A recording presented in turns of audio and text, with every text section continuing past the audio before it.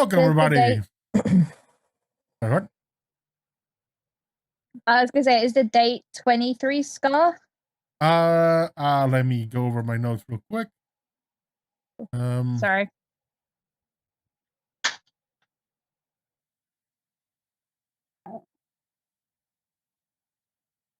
The date right now is still, I think, 20th, but at the end of this, it'll be 23rd or 24th. Sorry, everyone, they're just discussing the in-universe date. Somehow that has become really relevant. Now someone is abusing the channel points. I should remove them, but no. Thank you everyone for joining us. Welcome to Aetherseed Cycle of Stars, our D&D live play game. This is a weekly game. We took a little break last week because some people had jobs to do. What the fuck is that? I don't know. But we're back. And everyone is getting rerolls, and I'm gonna have to make sure you need to use them. No. Before we jump into the game, we'll go around the room. Everyone can tell you who they are, who they're playing, and if they so desire, where you can find them in the dark corners of the internet. Let's go clockwise and start with Ash.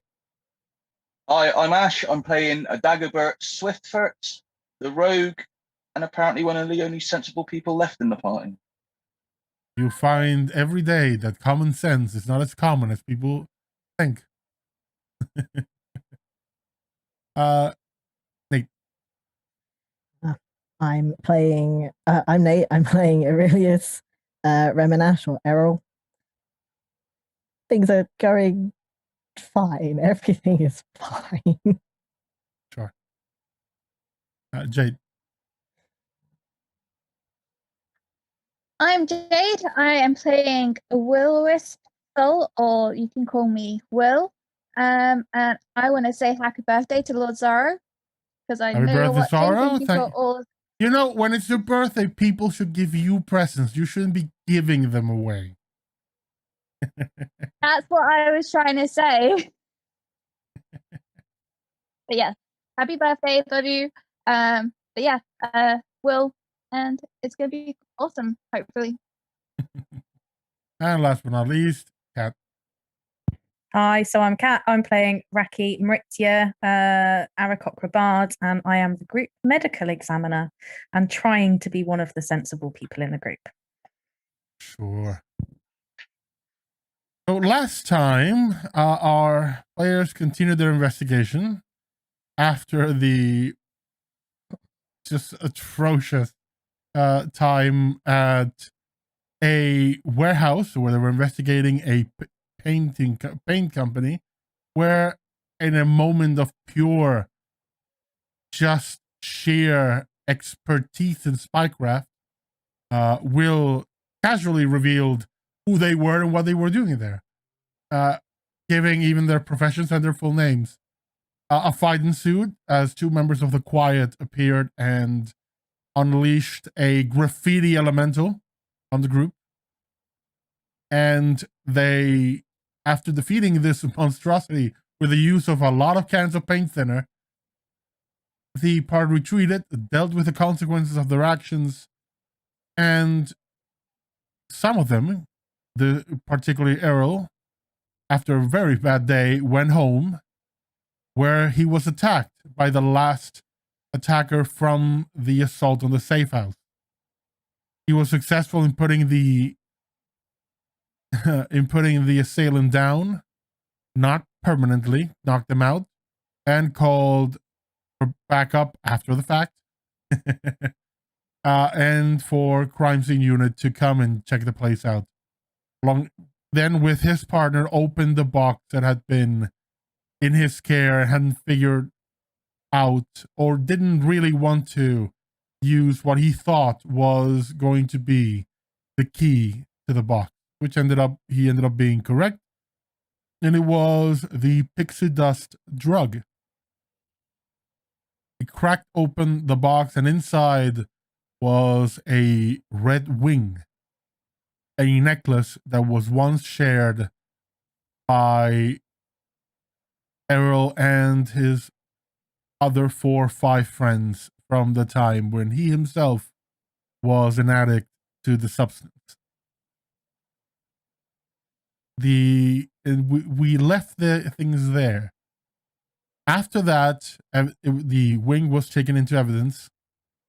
Errol, as he informed me, gave a statement on what it is and where it came from, and where the originals came from, even his own. It is not the one you have at home. It is another one. And it was taken away as evidence and for them to process it and try to get a print or something of it. The box, of course, now open, was also taken. And you all have, for the first time, a bit of downtime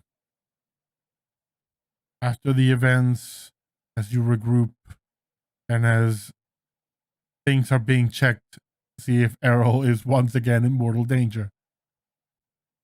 His apartment is cordoned off, and he is once again temporarily staying at the Seekers Guild, where things may or may not be safer.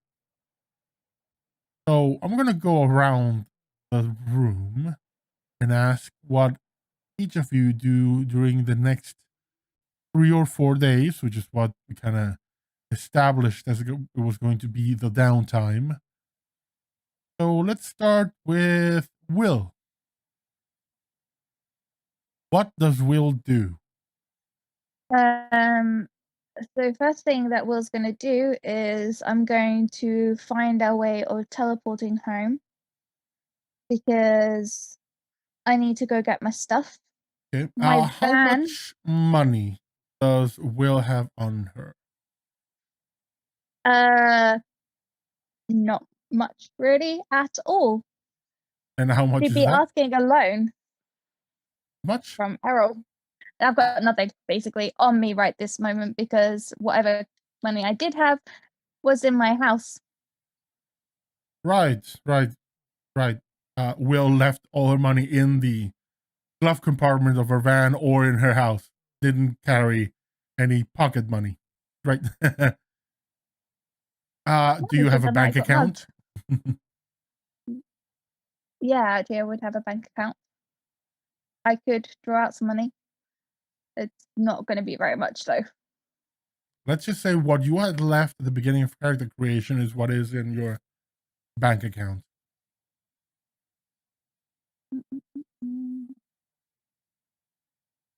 Be a few hundred, I think. Yeah. So how much would that be? So I've got about 246 gold, I guess, but that it's not gold here, though, It's is not it? gold. Though fortunately for you, Maru and Felnor are in the same, let's say, kind of EU economic organization. So the exchange is direct and 1-to-1. So the coin is basically the same. With that, you won't be able to afford a teleport, but you can afford a very cheap, very low rent flight. How long is the flight? About 5 hours. Yeah, okay, I could do that. 5 hours. I would contact. So before that happens, before I get on the flight, I would contact Envy, as he likes to be called. I'll let him know that I'm actually on my way back. And then I'll be catching a flight, and I'll be there roughly about 5-6 hours. Okay. Yeah, and then head back home. Okay, you fly back home to Felnor, go to Brightstep City, your home. And what do you do once there? The flight cost you the 200, by the way. .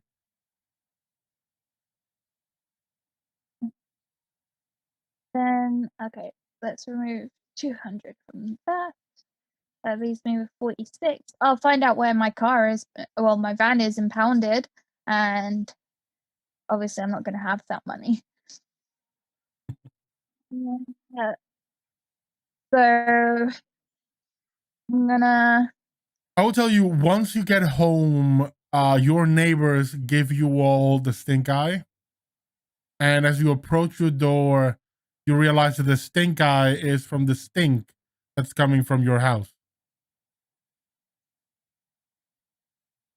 Okay. Yes, you are a professional chef and you operate your business from home, and you've not been home in a month. It's really been a month. It's been a few weeks. Or a few days. A few days. I thought it was a few days, so it probably does smell. At which point I'm gonna get rid of the stuff anyway because, but it's fine because. Dice boost to the neighbors. Thank you. No. Bad person. So if, I'm gonna remove whatever food has gone off. Get rid of that. Make a Constitution saving throw as you open your fridge.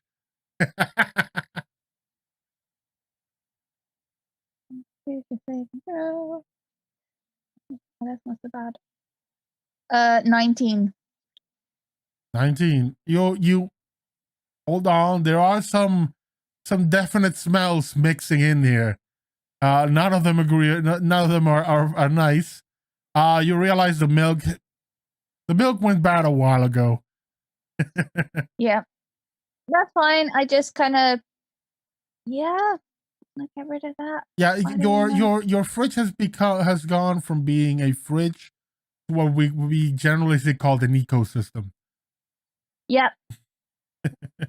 Definitely an ecosystem. That's fine. I just start scrubbing, disinfecting, getting rid of stuff, and yeah, try not to gag. Just apologize to everybody.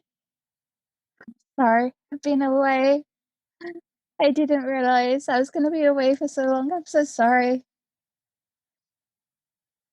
To all of my neighbors. Yeah, so that's probably going to take me a few hours. Yep. Then I'm going to pull the pound, find out how much it is, get my van back. You're told that your van's your fine has been paid for.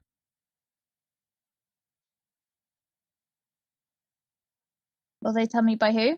Yeah, it was paid by the staff at the 3rd Street shelter.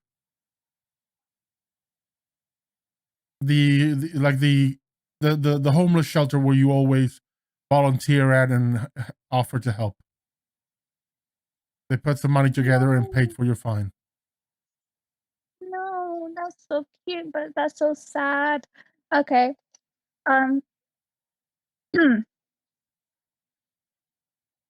Then with some of my leftover gold, I'm gonna make them a nice meal. I'll say thank you. Roll me an intelligence check at your proficiency to see if you can what you can scrounge up and cook for them. Yogurt or cheese? Huh? Yogurt or cheese? 18. I said I'm just gonna spend some money. I'm not gonna give him yogurt and cheese. I'm not that horrible. Instant mash and sardines. No, not instant. No, I'm gonna. You know what? I'm gonna bake them a really nice cake because that's a nice thing to do. I'm also gonna make them like a really good lasagna because like that you can cut up and feed more people with if you, because I'll have like that. Okay, I'm going to put your entire meal at a DC of 15. Okay. So, see, someone in the chat has the perfect recipe for you: spam spaghetti with ranch. Oh, it just sounds wrong. Oh, plus a dice boost for the cake. Yay. You have a few boosts. I do there have was a a few specific cake boost. There was a specific cake boost. So I rolled a 19 on my dice. Okay, you don't need to use them, or you wish to use them. That's up to you. You succeed, and you make your cake, and cook your lasagna. Everything's fantastic. Well, I used a +1 on the cake, obviously. Okay, because it's used for cake. You make it a dirty 20, and you make more. You actually for a moment you actually miscalculate your measurements on your cake. On the positive side, because it lets you use what's left to make cupcakes. Yeah.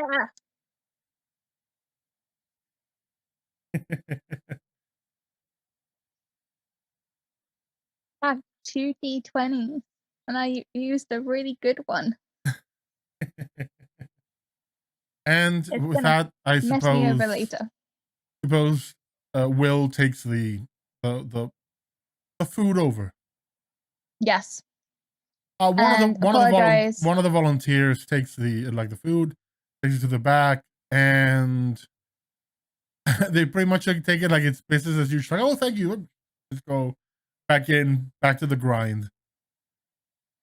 Cool. I also am going to apologize that I haven't been there for a few days, and I will also apologize that I will be away again for a little while. But I will make sure to try and sort them out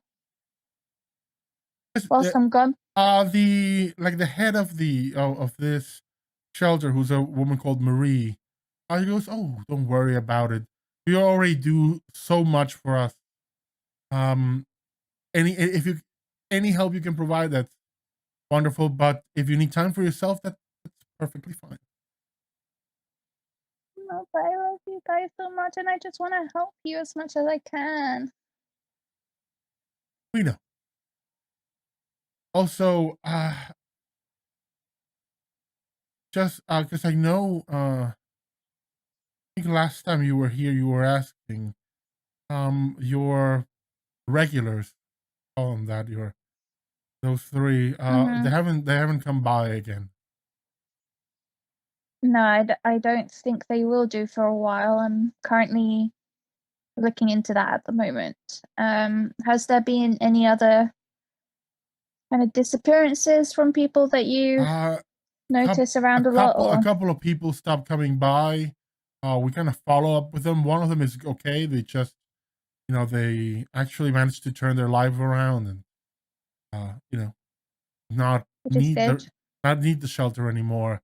The other one just completely vanished off the face of the world. We're a bit worried. Yeah. Contacted family, nothing on them.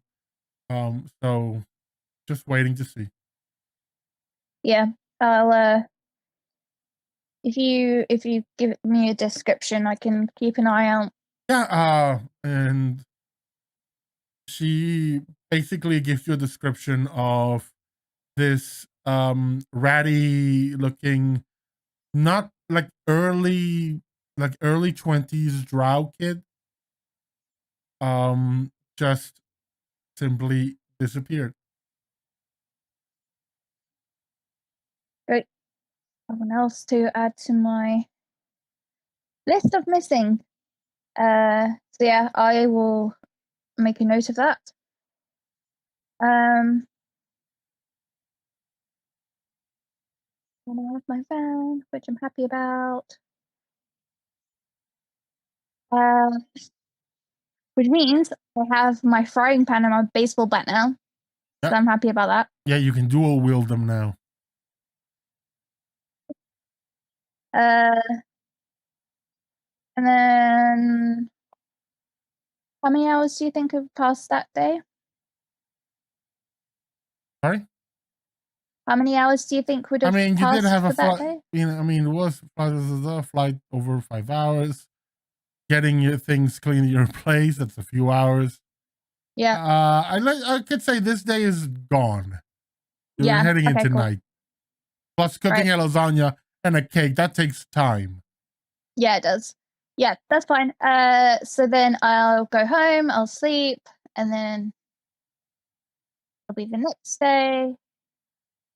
Driving back? I won't drive back yet. I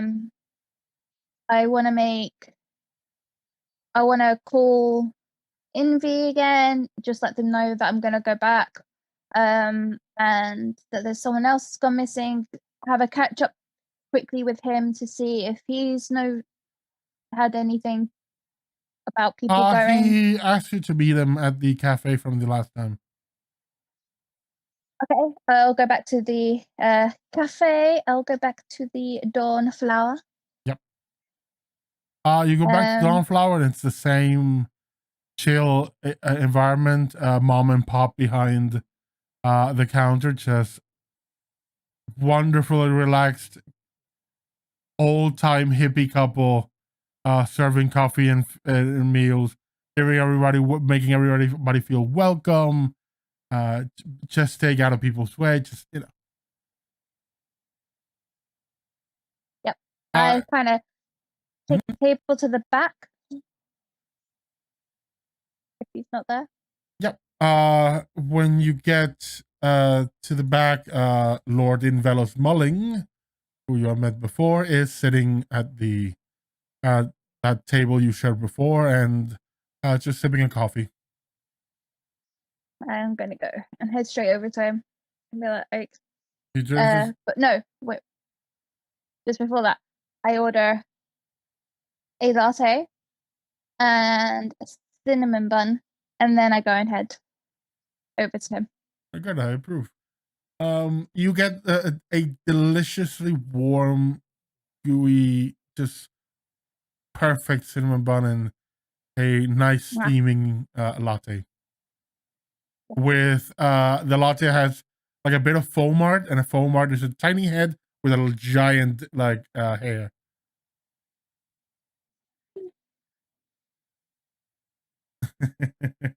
I approve. It's great. You sit down and says, Will, welcome back. How long have you been back? About a day now. I came back about yesterday late morning, early afternoon. Had some bits and pieces to sort out. Yeah, now I'm here. You mentioned something about someone else going missing. Mm-hmm. Right. Only thing I can tell you from my end is that the foundation has we've begun helping some of the local shelters with security, just keeping an eye on things and training their personnel to have someone looking at cameras and that sort of thing, just to identify if anyone inappropriate shows up and starts harassing or doing anything with some of the, let's call them quote unquote customers. Mm-hmm. Other than that, they might not necessarily try and be harassing them. So the reason I went and disappeared before was because they were being offered jobs. I don't know if I mentioned that before, so that might also be something to kind of look out for. I think we can work with the shelters and have that. It's difficult because usually if you are in that situation, you need to be in a shelter, or you need to use it for to get a place to sleep or something and be safe. For a lot of people in that situation, finding that job is it is a great opportunity to get back up on your feet. The foundation I run does provide help in that way. We do have people come in and offer jobs here and there and offer people guidance and therapy and everything that may need. But in the end, we cannot control what people choose to do. So what we can is just, push a bit more and try to, perhaps educate people on what's going on, and perhaps they can avoid these kind of situations and just work with us, or come to us first, or come to the shelter staff first when they get offered something, to they can be helped, double check, or just look out for them. But Yeah, it's a difficult situation. Yeah, that's the So only problem with it. are you back for good, or are you going? I'm going back where I was because there seem to be some issues that are happening there that's kind of connected with people disappearing here. Okay. So I am going to try and investigate a bit more because I don't want other people getting hurt if I can try and prevent it.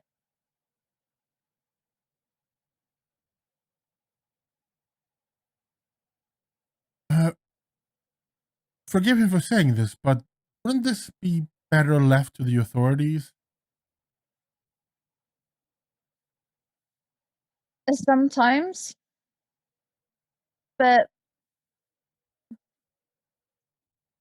I mean, for one, I was asked to help out a little bit, and I kind of feel like I can give them some sort of indication of what to look out for in a way. I've seen this happen in front of me. Right. I just, even if it's just a case of giving them advice, I think that's the best thing for me to do, is to then I don't feel like I'm doing nothing. If I just stay here, I feel like that's all I'm doing. I'm just ignoring the situation. I gotta be honest with you. If you're in Maru, there's very little I can do. I don't really have any influence there. I mean, the foundation is only barely making inroads into Maru. It's politically speaking, it's not easy.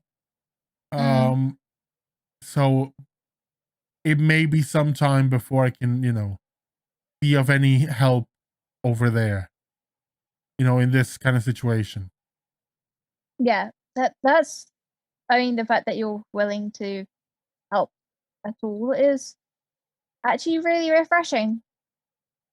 I mean, I didn't start a foundation just to be, tax deductible. Yeah, I kind of understand that now. I am going to apologize as well for our first meeting. What for? Just want to throw that out there. I was extremely rude. Sure, but I knew that coming in. Yeah, but I need to learn not to be so judgmental on people's backgrounds. You live and learn. That's all. Well, that's what I'm hoping to do right now.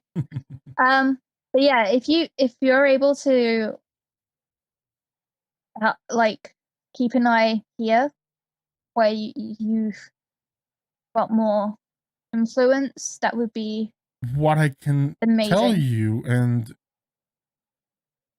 I know right now you're focused on helping out with this investigation and everything, but I do have an eye for business, and sometimes business and this kind of thing, you'd be surprised how many times things kind of cross over. If you find yourself in Maru and settle in a place, let me know if you want to go ahead with the financing for your business, because I don't have a lot of influence, but I do know people who know people, and a lot of times networking gets you very far. Not just in business, it can help you learn more, and if you're working catering. Have you ever seen spy movies? There's always a caterer getting information. So, that trope has got to come from somewhere. That is very true. I mean, I'll keep that in mind. Anyway, if you're back anytime, just let me know. Yep, I will do. Thank you for your time. I'm gonna take these to go. Just make sure you eat them while they're still warm. That's the best. Obviously, that's just rude if I don't do that and enjoy them while they're warm. Don't worry about the bill. I'll take care of it.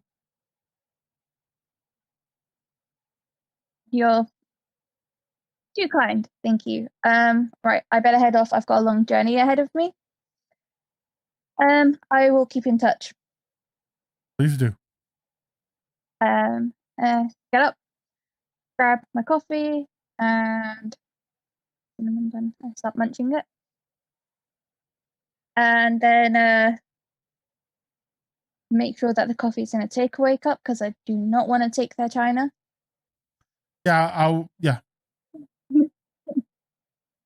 And then I head in the van, and are my parents out of the way on the drive back? they're in the same city you are now. Cool. So you would be able to visit them before, without. I'm gonna go visit. I want to see my family. You come to your family home. It is a nice house. It's not the largest. It is fairly big, but does have a bit of a rundown quality to it.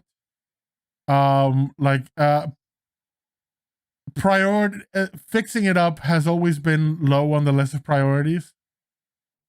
And I mean, if you have as many kids as them, yeah, you do see that someone has started patching up the roof on one side of the house. There's a bit of scaffolding, but more than that, you just see kids running around, because that they take a lot of kids from foster care in transitional state, sometimes just hold on to them until something permanent is going to happen, and they only take on permanently 1 or 2 kids every year, or not even every year, out of a bunch. Just the ones that kind of click with them more, and they end up raising those. You were one of those. Your recently met brother was another one, Voltaire. And you go and knock on the door. Yeah, the kids you see running around, you haven't seen them, and they're fairly young. I haven't seen them before, so it's likely the latest batch. Yeah. You knock on the door and you hear a "coming" from back in the house. Immediately it's your mom. Oh no. And you hear the many locks on the door. Because with a lot of kids, you need to make sure that everyone's safe. You have this memory of the house. There are padded corners, padded edges. Everything is there with the knowledge that kids are dumb and they're gonna run into things. Yep.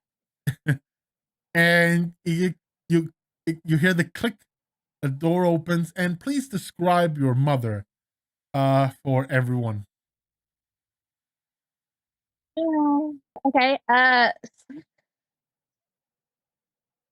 So my mother is a Goliath. So she's very, very tall. Quite large, actually. She's a lot bigger than a lot of people. She's kind of wearing one of those aprons with a little bit of frill. She's just she has blonde hair that's always kind of up in a bow, not a bow, in a bun, and it's kind of like messy. She doesn't really kind of focus on like what she looks like really, because she's dealing with God knows how many children at once. And she's got no time for that. And she's always cooking. She's like constantly in the kitchen, making sure people are fed. And she was the one who kind of taught me how to cook. And she's just got this like, she looks absolutely terrifying, but she just is like, this warmth just kind of like oozes out of her, and she's just lovely, basically. You open the door and you do see the towering figure, exhausted, like bags under her eyes, the hair's a mess. In this time around, she doesn't have anything a cooking utensil, though you do see like some spoons in her apron that have like fresh cookie dough plastered on it, like, or one with a bit of sauce that she was cooking. And she's carrying like laundry, and she goes, "Yeah, who is it?" And just looks at you, tosses the laundry behind her, just picks you up and just pulls you into a gigantic hug. Hi, Mom.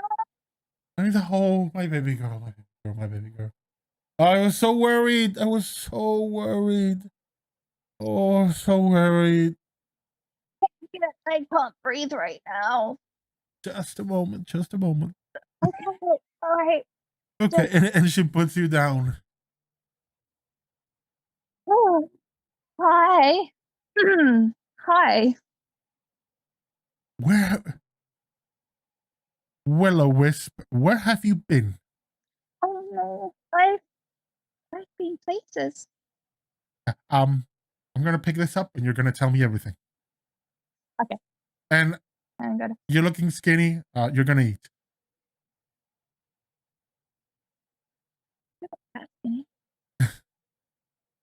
She picks up the bundle of clothes, takes it to the laundry room, sets that up, comes back, and just drags you into the kitchen and puts like a plate of pasta with a bolognese, parmesan, the full thing in front of you, a glass of water, and you're sitting there having a nice meal while you tell her. How much do you tell her? Oh, I don't keep secrets from her because she'll know. You basically tell her Oh, no. everything. Yeah. Including the massive mess up I did. Yeah, it's just I spoke with Voltaire. Don't worry about it. Don't worry about it. You didn't know. I mean, he was here a few years before you came. He was already he was already an adult. He moved on. All you kids end up doing that. It's fine. I just don't worry. I smooth things over with him. You probably should give him a call.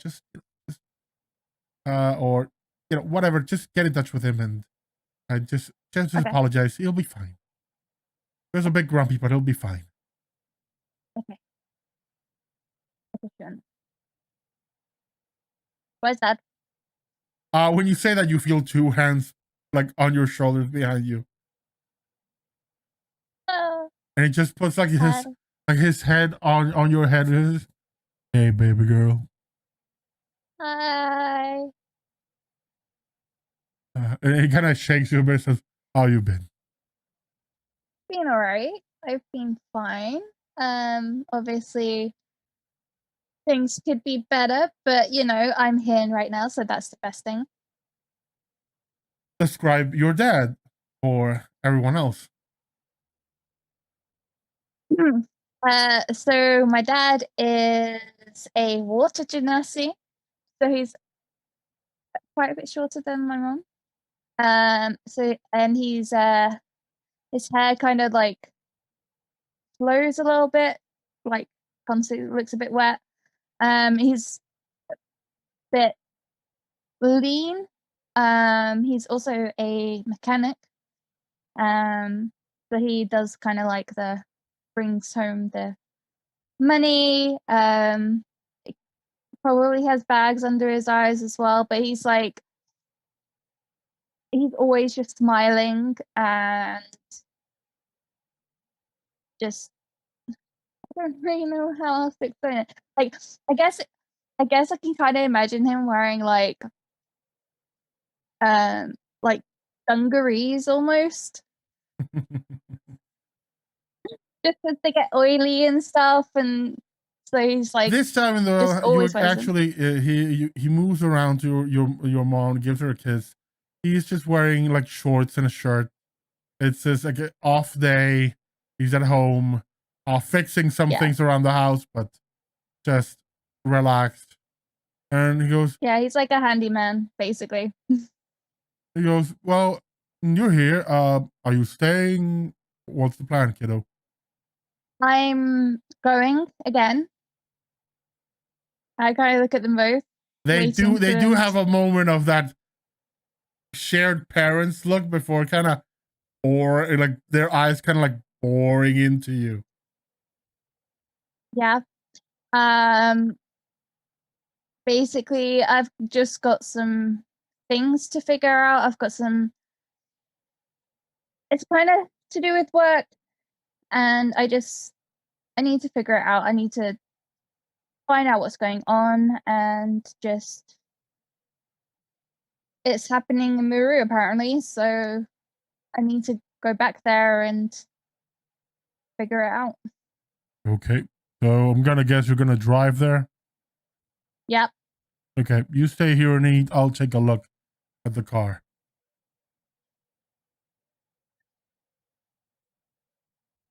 And he goes away. You see him pick up like a couple of towels just for his hands, and goes out the door to take a look at your car.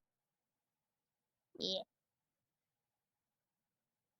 Just carry on eating and talk about food, basically, with my mum, and cooking and sharing recipes and things like that. Watch the kids as they're running around. Your mom's planning for, soft corners and soft edges proves itself time and time again as you see, bump into something. And she's like, every time. Yep. That was, how many times did I do that? Like 5 times? Yeah, the problem with you is that with your hair, you kind of always set something on fire. Good thing, yeah. Good thing your father was around to put it out. Yeah. That would have been a bit of a... Yeah, is the padding like fire retardant? Is that the fire resistant? Fire resistance. I've upgraded over the years. No. You don't want any more of me running around. Every kid has its thing. We had a adorable little girl last month. She was just here for a few days. She didn't need foster care, but there was something going on with her parents, so they brought her here for a couple of days. Really energetic, really running around, and as a tiefling, she had horns. Aww. She got stuck to a wall, and then she got stuck to me. It happened. Yeah. Brings back so many memories. That's so good. With that, what does Will do? Your dad comes back and says everything's fine, car's in tip-top condition. It'll handle the drive. Just make sure to take a couple of breaks. Even if you have to get like on the side of the road, I'll lock everything down and go and sleep in the back. It's a long drive, sweetie. It's a really long drive. Yeah, I'll be fine. I'll be all right. Thank you, though. I will make sure that I take lots of breaks. I will also message you and make sure that you guys know whereabouts I am, so that you know that I'm safe. That would be very much appreciated. So your mom says. I thought so. Yeah. So I'll just like hang out there for a little bit, and then do my heartfelt goodbyes for a little while.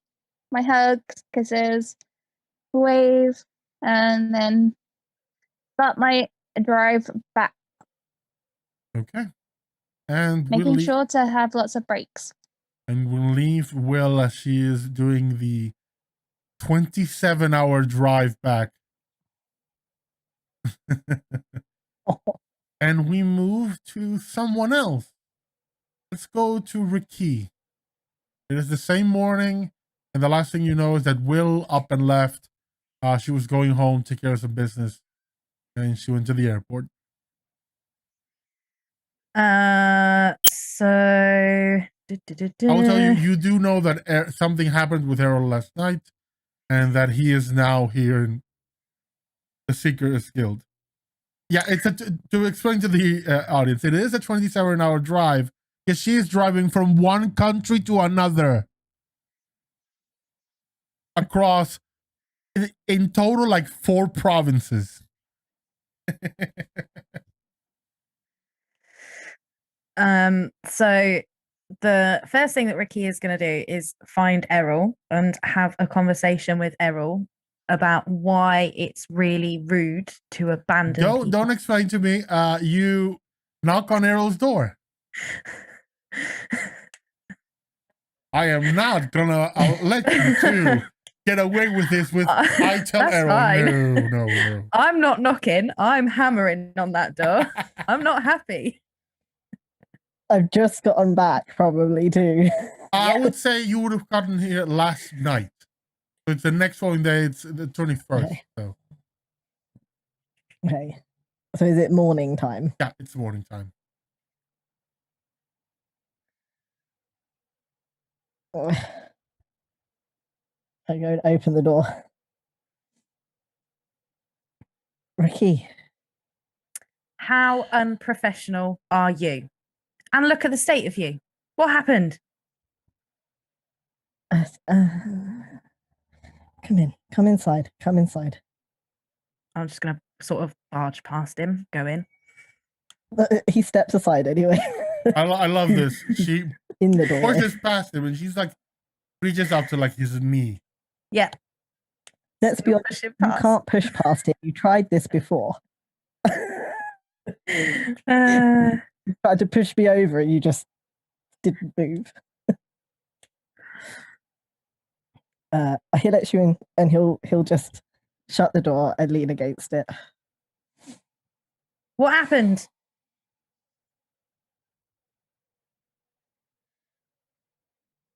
A lot of things happened, but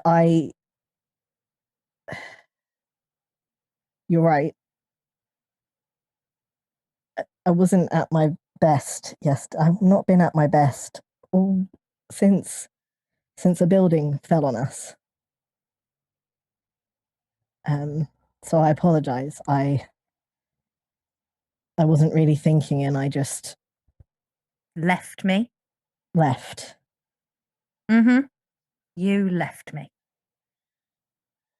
Yeah. Right. Yeah, I did do that. I'm so sorry. You should be. It was highly unprofessional of you. We were supposed to be working together.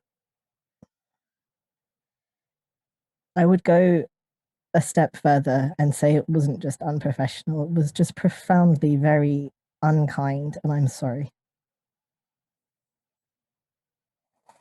I accept your apology. Please do not do it again.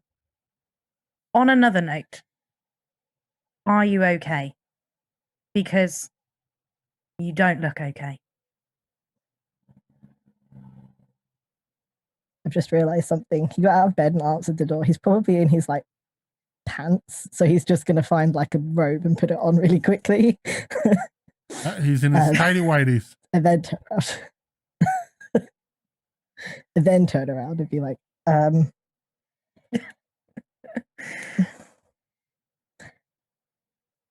So I don't really know where to begin. I'll start from the beginning, I suppose. You know, I was on that list. Yep. And then the safe house and all of these things that keep happening. Or the guy who got away in the safe, the one who shot you. Yeah. He came to my house to shoot me. So let me get this right.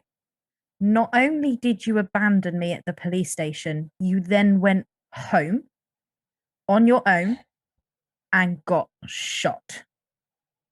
Oh, I didn't get shot. Nearly got shot. Yes, but didn't. Okay. But also, yes, it was stupid. Yeah. And that box, you saw the box, right, when we were first at the precinct. That was you shaking. asked the guy at the library to do something with it. What's with the box? The note. So the note, it was a riddle, and I'd been thinking about it, and I had this hunch, and I just didn't really want to be correct, because if I was, I couldn't really do anything with that information without jeopardizing everything that I have worked very hard to get away from. But then this guy turns up at my house and tries to shoot me, and there's the very thing that I'm trying to avoid. But Varys was there and helped, and we got the box open, and it turns out that there's something strange going on that is connecting me to whatever all of this is, and I'm not sure what the connection is yet, really. Okay. Can I make a suggestion? I was called in. Anyway. I'm going to anyway. It's fine. I was called in to support on this case because clearly there is something very weird going on. As you know, I do weird. It is my specialism. You need to talk to me and you need to trust me. Otherwise, I can't help you. And I feel like we've been on the same wavelength throughout all the crazy that has gone on. But then you do stupid things like leave me at the police station, go off and nearly get shot. Yes, well, So can we just agree that we're in the crazy together and that as a result of that, we work together and we don't leave people behind and go off and do stupid things?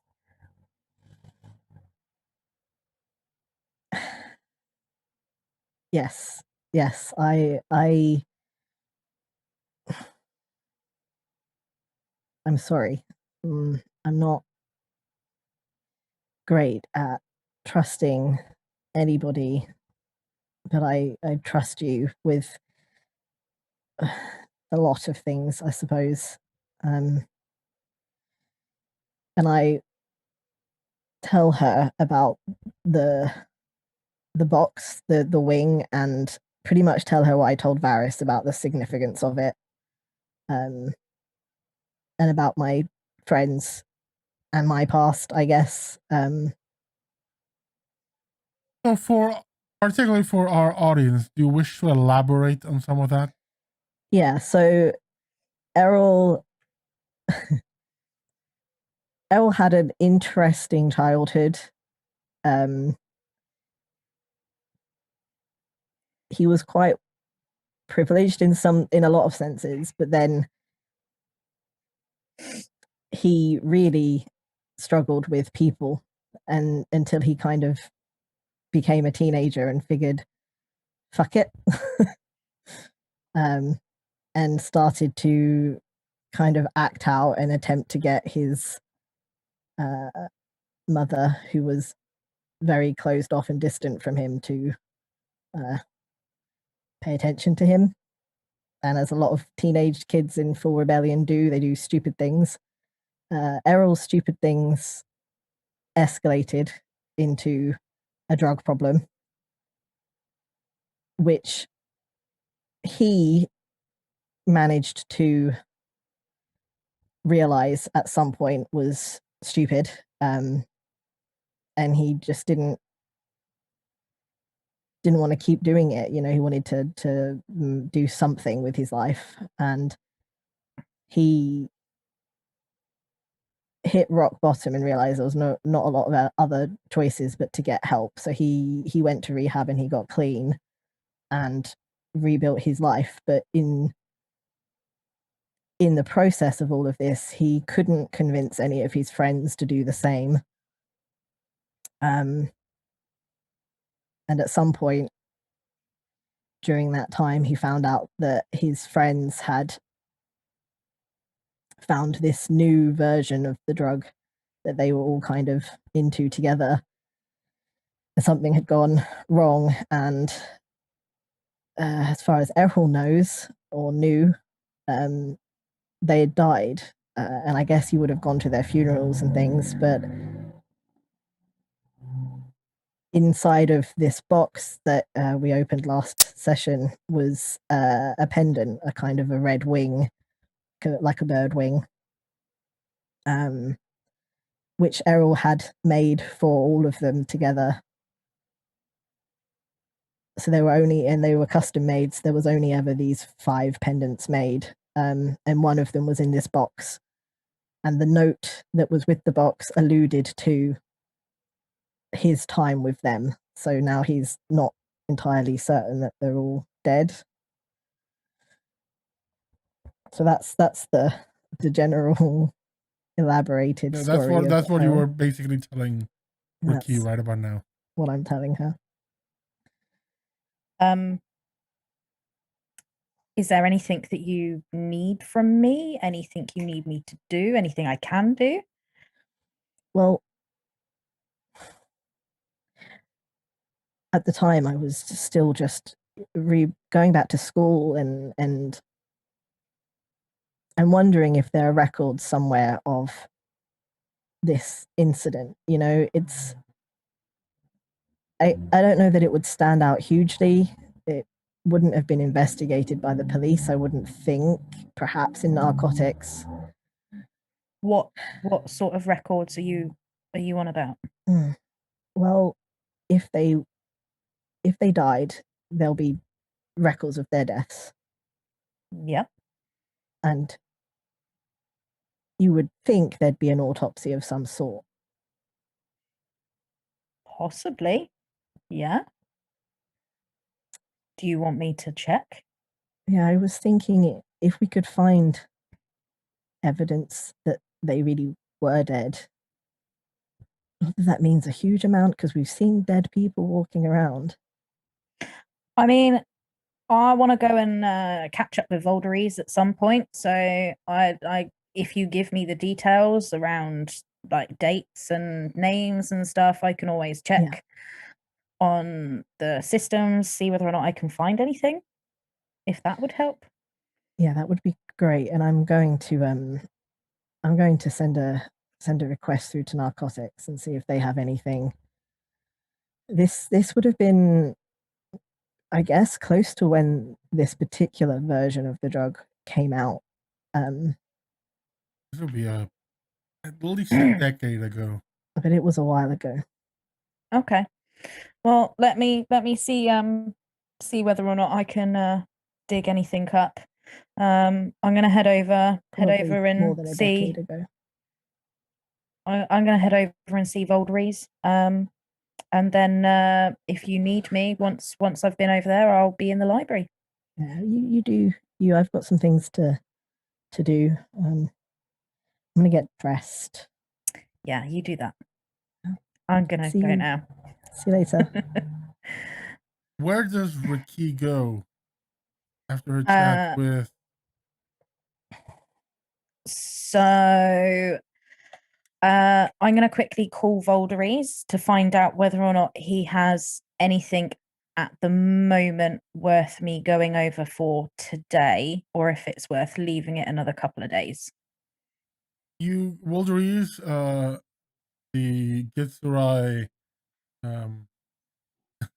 medical examiner, picks up this. Oh, hello, doctor. How are you? The case has been proceeding. We've done some preliminary work on some of the victims, especially that the man you found hanging in his own apartment. We can confirm he had been dead for at least 4 days.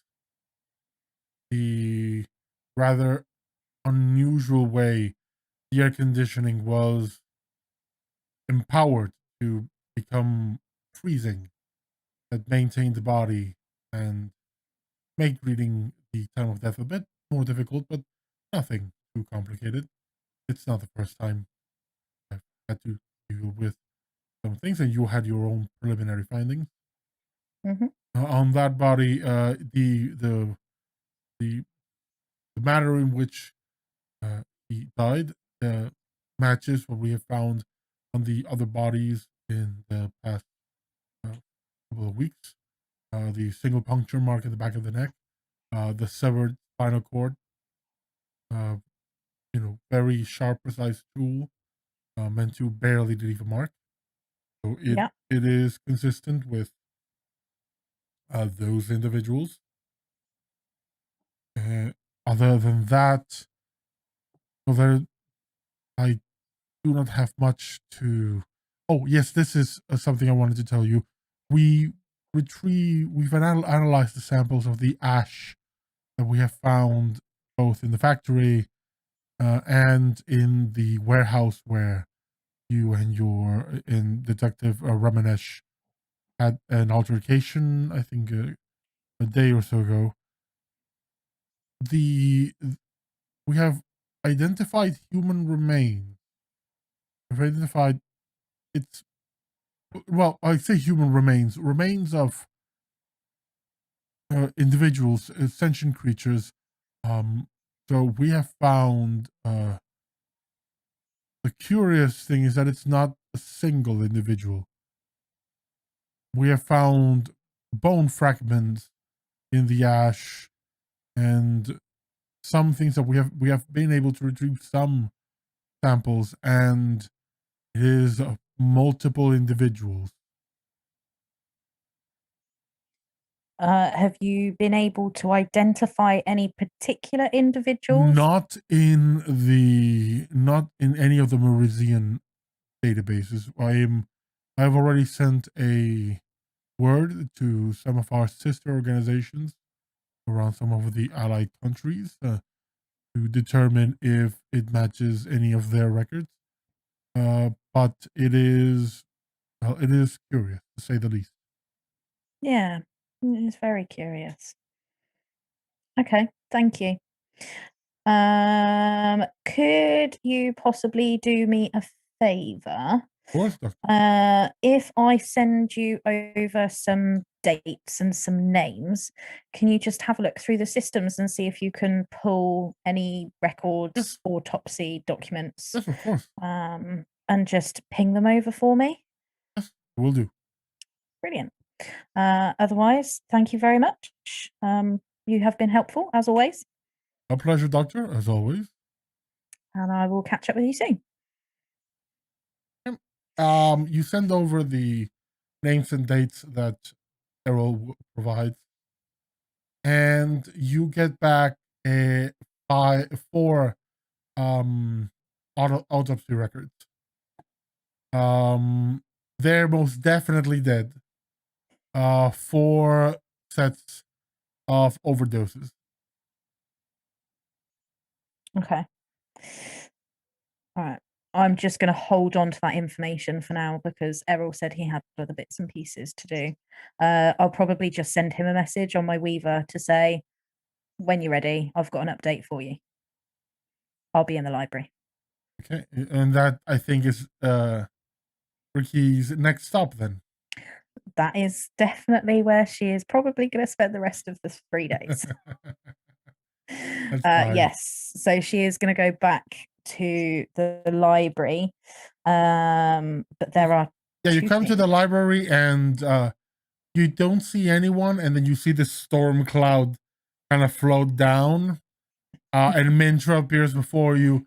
For those who haven't seen previous episodes, Mintra Sirenum, who's the apprentice librarian, is an air genasi, but in the form of like a dark storm, and she wears like this form-fitting gothic style dress like a cut-off shirt, thigh-high boots, tights under the dress, and like long sleeves, and like lace cuffs, lace neck.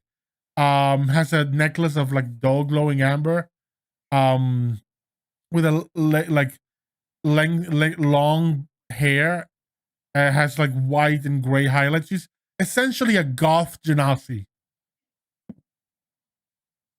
She's like a dark storm genasi, just dark and moody, and has this permanent expression of "I'm tired, too tired for your shit."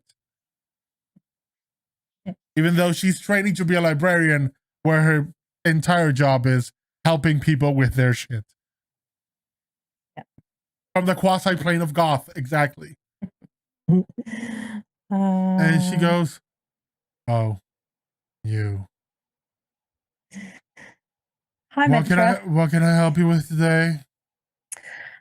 So I'm going to carry on looking through the books that you guys got out for me the other day, but I was wondering if you could pull some other books out for me as well, please. About necromancy for beginners. Right. That one needs approval. Okay. Who do I need to speak to for that? If you were going for theoretical, fine, but since you said for beginners, that indicates practical, so that needs approval by the head librarian and by the head seeker of the guild. Okay. Can I just start with the theory side of things then? I'm not comfortable with that. I'll ask them and then I'll let you know. Super. I will be over with my other books when you have an answer. Wonderful. Thanks. They're there. The workstation's there. Ricky's just going to put her head down in the books and just carry on researching. She looks so excited for you. Good old Mentra. You have your book. I'll make your investigation roll. The fun part.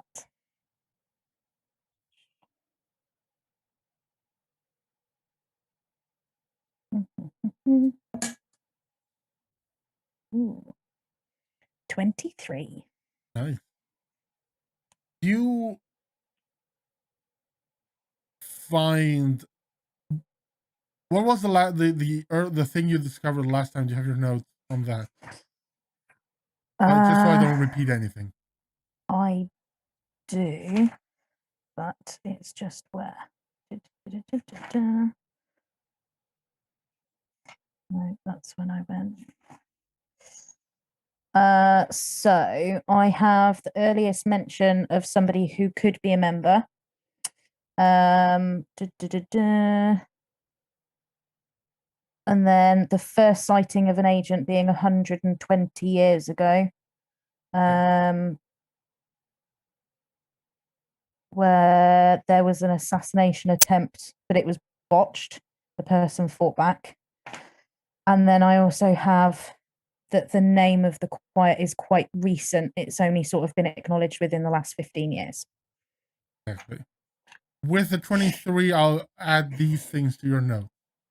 Mm-hmm. It is suspected that the Quiet were once part of a greater organization, but when that organization collapsed, likely like a criminal syndicate of some sort, like they were the branch of that handled, making people disappear.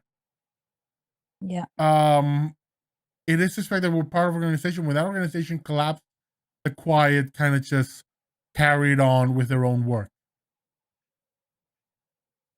Another item is that historically, and particularly in the last 50 years, both private citizens and government officials have been known to or suspected of hiring the Quiet to take care of business. Even stuff like political assassinations, dealing with leaders of resistances, rebellions, uprisings, they've been used by both sides of the law, basically.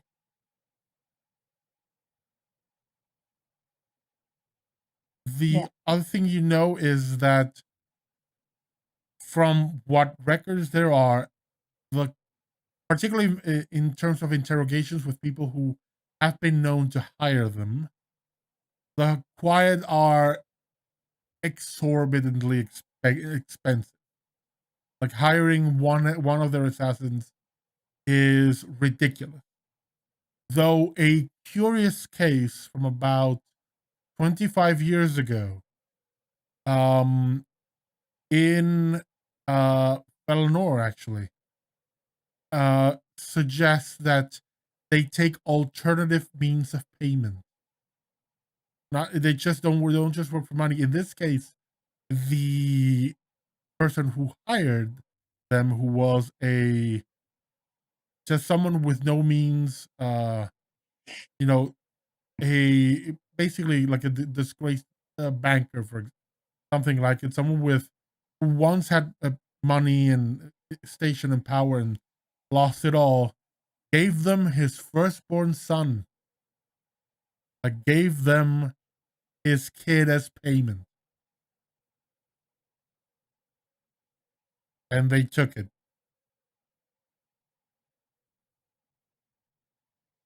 Another thing is, of course, the Quiet have a reputation for being boogeyman. Like a lot of times people have done work as like copycats, or since their appearance, some people kind of know it. There have been copycats of people pretending to be the Quiet. But the curious thing is, the copycats are always found dead, which suggests they don't take kindly to imitation. And with your 23, the last thing I'll tell you is that it is currently unknown how they recruit. But it is suspected that they find that there are schools out there in the world for, let's say, criminal enterprises and thieves and assassins, and that they tap people with enough skill and a good head on their shoulders for recruitment. Awesome.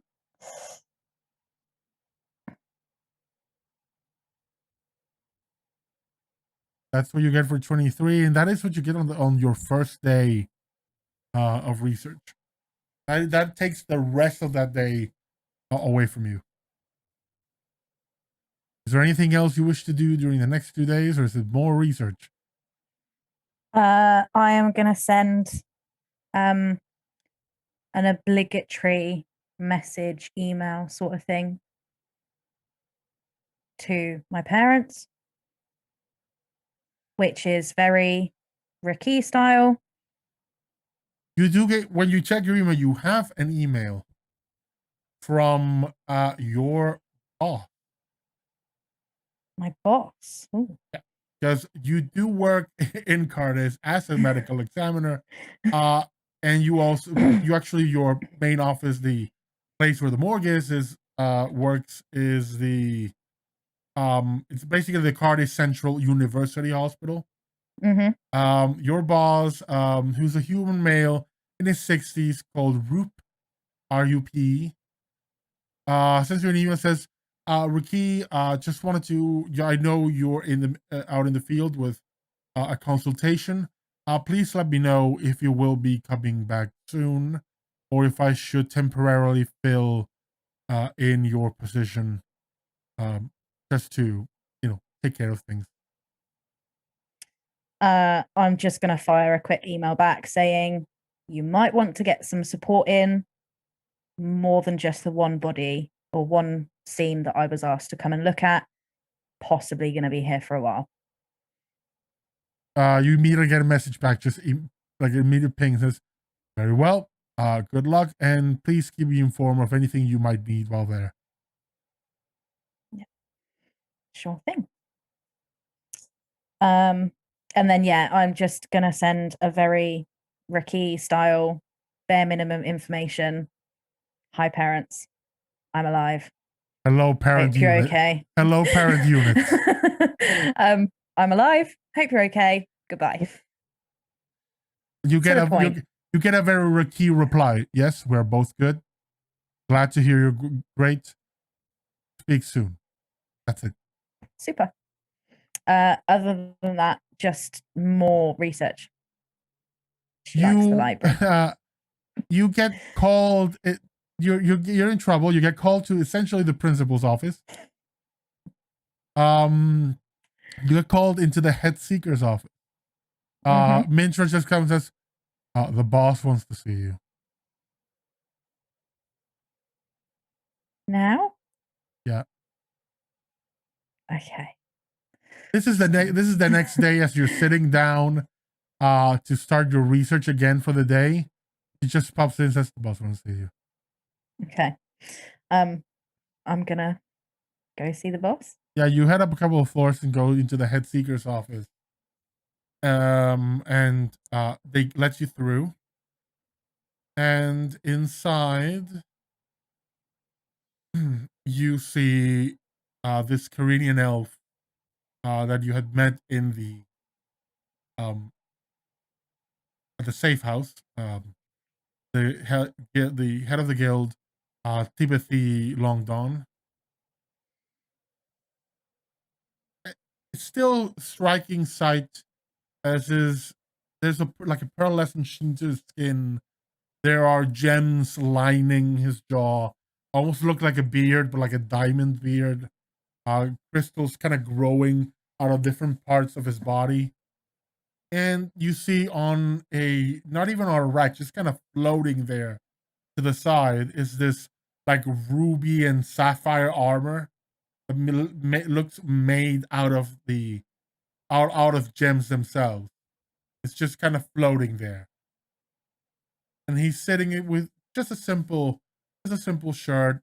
You don't know if he's wearing pants. It's behind the desk. It could be pants optional day. His hair also for at times looks like it's made of gems too. Like it's just static anime hair. But then you just see like a loose strand of hair flowing, and it looks like it's made of just this flexible gem, like just this precious material. It's a very strange sight. Koreans are very weird. And he just says, Doctor, will you please sit down? There's something I wish to discuss. I'm going to take a seat, sort of like awkwardly moving my wings out the way. So, Mintra has informed us that you wish access to the necromancy. Call it documentation. Could I ask why? You may. Then why? Do I trust this guy? Do you? You can make an insight roll to see if he's playing straight with you. Yeah, I'm going to do an insight roll. What have I got? 15? He doesn't see, he's not threatening in any way. He's very calm. Does have a you can sense some concern from him. But that's about all. Okay, so I am gonna just tell him the basics. So obviously I am a medical examiner. I work with dead bodies or dead things. So I have a natural interest in death. Don't worry. I don't want to raise a dead army or anything like that, because that would be really wrong. Dead things should probably stay dead. And just sort of explain that since I was very little, I've always had a close feeling with death. And over the years, I've always had an interest in necromancy, and I've done a lot of reading. And because they have such an amazing library, I didn't want to pass up the opportunity to see what information they had in their library that I might have not read up before or come across. Oh, well.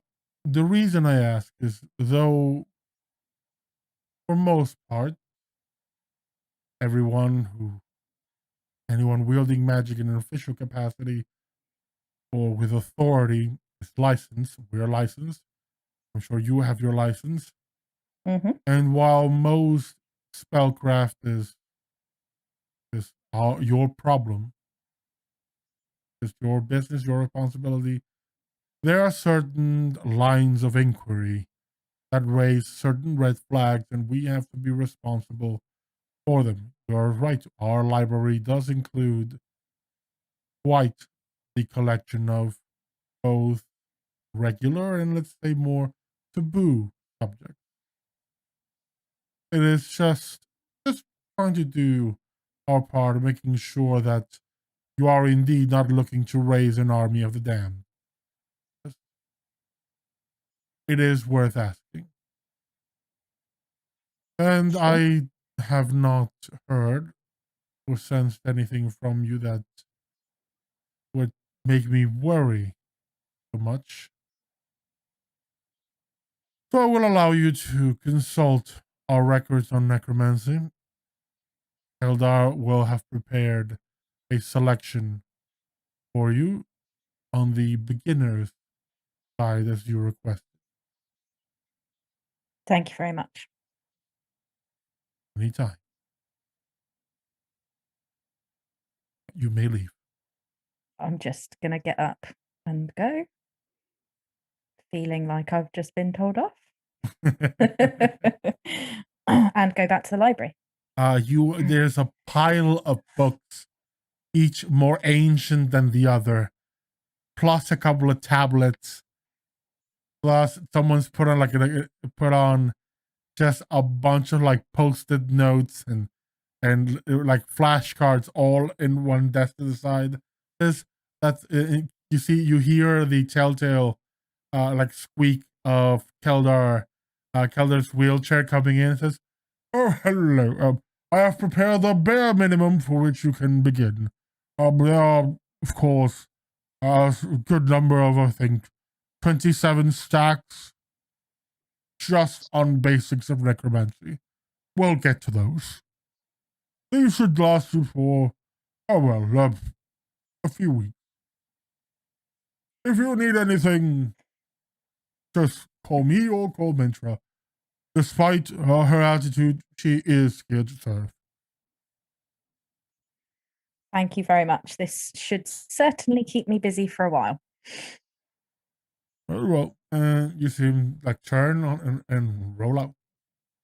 And you, after a while, look, and in this mystical, gigantic, enormous, and quite MCSher-esque library, you once again see him rolling, like completely defying gravity on the roof, going between two stacks of books.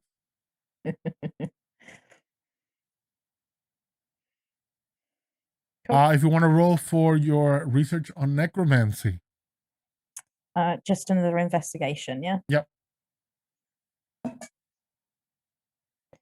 Oh, that one wasn't so good. I got 13 that time. 13. What are you looking specifically in terms of necromancy? Or the arts of the dead in general? I am looking specifically for undead beings that may latch on to a living being, thinking in relation to my backstory, or ways of potentially communicating with said beings, if that makes sense. I think with 13, you find references to, like, the closest thing you find a reference to while looking over, because a lot of it is very technical wording, just a lot of mumbo jumbo. So for a little while, especially with this pile, like the flashcards have some definitions, it's like a mini lexicon that helps you with it, but you're still kind of picking it up. So it's more trying to learn the lexicon than actually finding useful things. Yeah. But you do find the closest thing you find on some of the earlier tomes is that, you know, possession by ghosts is fairly common. Usually when a ghost gets to a point where it can possess someone, and as horrible as this may sound, ride them like a meat suit, it has to come up to a point where the ghost has reached like a level of malevolence, of, you know, being stuck enough that whatever became, you know, they've transcended the death loop, which is something you find early on when spirits remain in the world, like a fragment of someone remains, it's usually stuck in its death loop, like just reliving the moment of death over and over. There is a point, and you don't find exactly like a time frame, but there is a point where that loop breaks, where some form of stimulus causes the ghost to if not have awareness, do want to take more direct action and interact, like trying to find a way of fulfilling whatever is stuck in their undead mind. And that's pretty much what you find with 13. Like the first easiest response is there are ghosts. Of course, there may be other things, you're just not sure right now. And the first few books, it may be that you require more advanced sources of knowledge to get more in-depth stuff.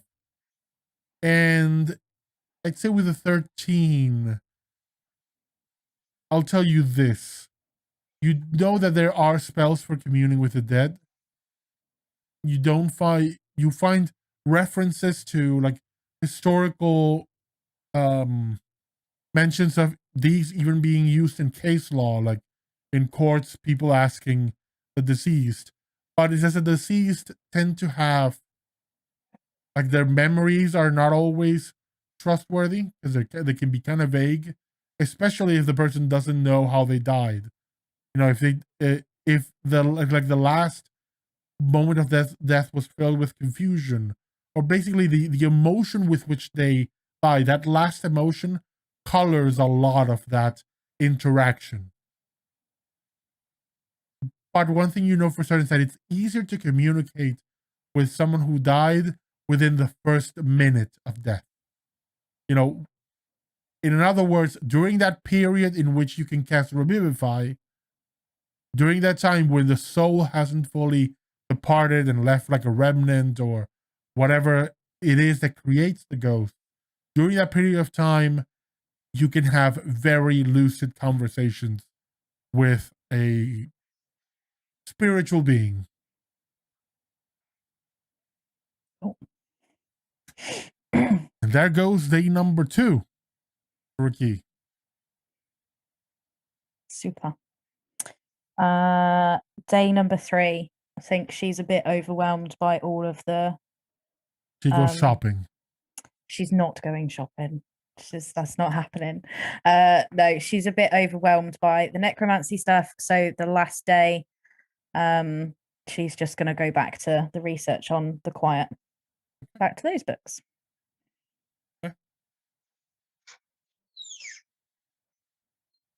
I will allow you to make one more roll. This one is more difficult. You have gotten quite a few things. Yeah, this one's a 15. I think with 15, the only thing new that you find is that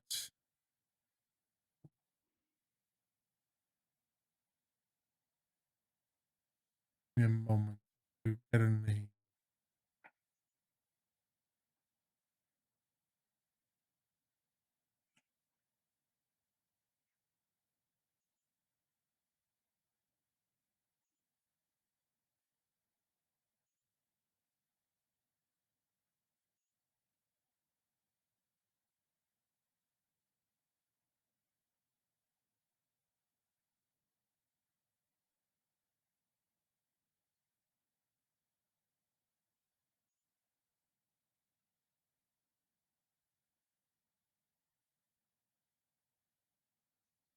you find that about 65 years ago, there's always conflict between two nations in the world. One is called Drachmore, so DRACH, and then more like MOOR. Drachmore, and another one called Hygale.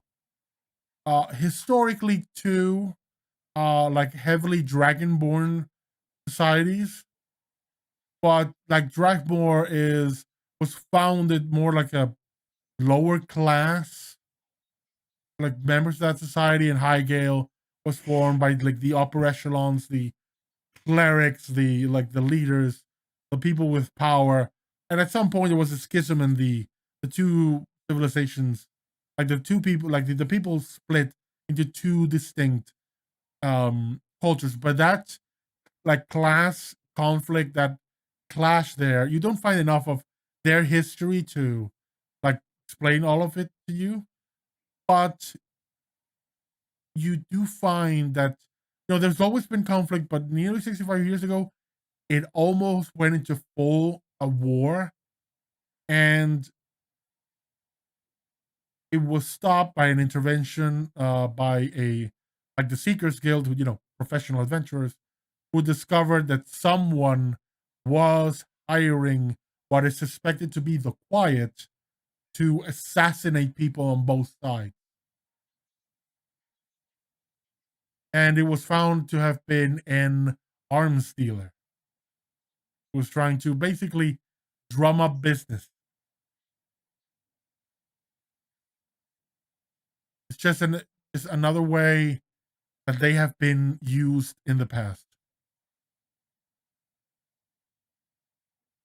Awesome. Thank you.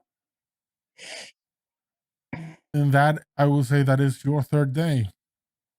Yep. We're gonna go on our 10-minute break, and when we return, we'll go and see what the other two members of the party have been doing in this nice and relaxing, and nothing bad is happening on this downtime. And we'll back in 10 minutes. See you in just a bit. And we're back. Thank everyone for being with us. Now that two are out of the way, let's go and see what Dagobert has been up to.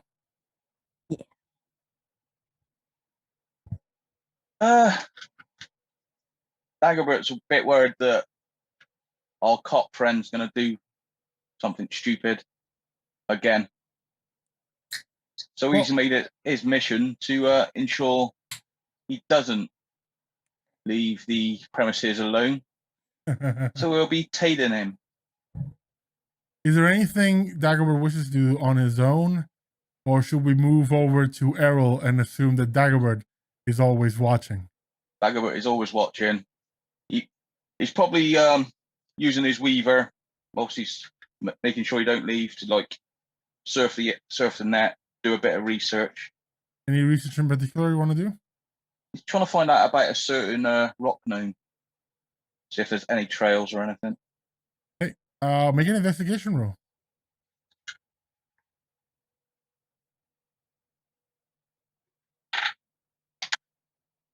19.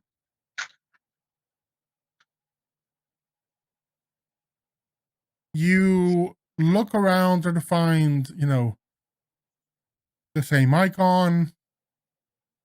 You don't find anything, but as you're searching, you get a message that says, "Don't look for me.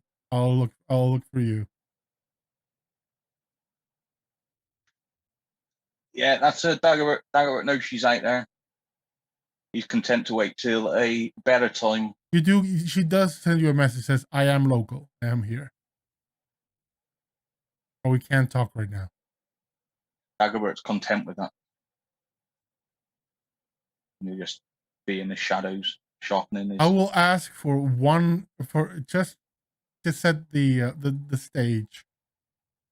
Because I know Errol will be doing things following morning, so I'm going to ask for a stealth roll versus a perception check.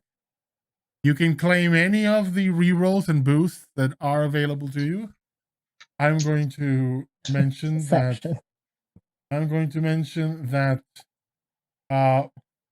both Dagobert and Nate have rerolls. And Nate, you have a +3 bonus granted to you by some bastard in the audience. I rolled on D&D Beyond because I felt like that was fair because I guess people can see it. I rolled a 7. I guess you're going to reroll? No, I'm going to save my reroll for doing something that I might need. I don't mind that he's watching me. I don't mind it. Errol doesn't know he's there. Okay. How much? Dagobert got a 25. Yeah, I also figured it was useless. I get a +0, so. Oh yeah, you're literally walking in his shadow and he's not seeing you. You're a halfling, right? You can literally hide behind me, I think, because I'm almost a large creature. I'm not quite. Okay, so in that case, we're gonna move to Errol. Oh dear, I have a list. Okay. Hey, let's go over that list. The little things. First and foremost, after RaQui leaves in the morning, gets dressed. He'd like to call his dad. You get no reply.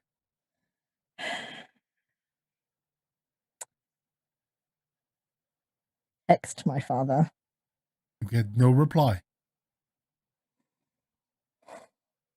I shoot my mother a text that says, Dad's not responding to me. You get a reply that says, I am looking into it. Okay.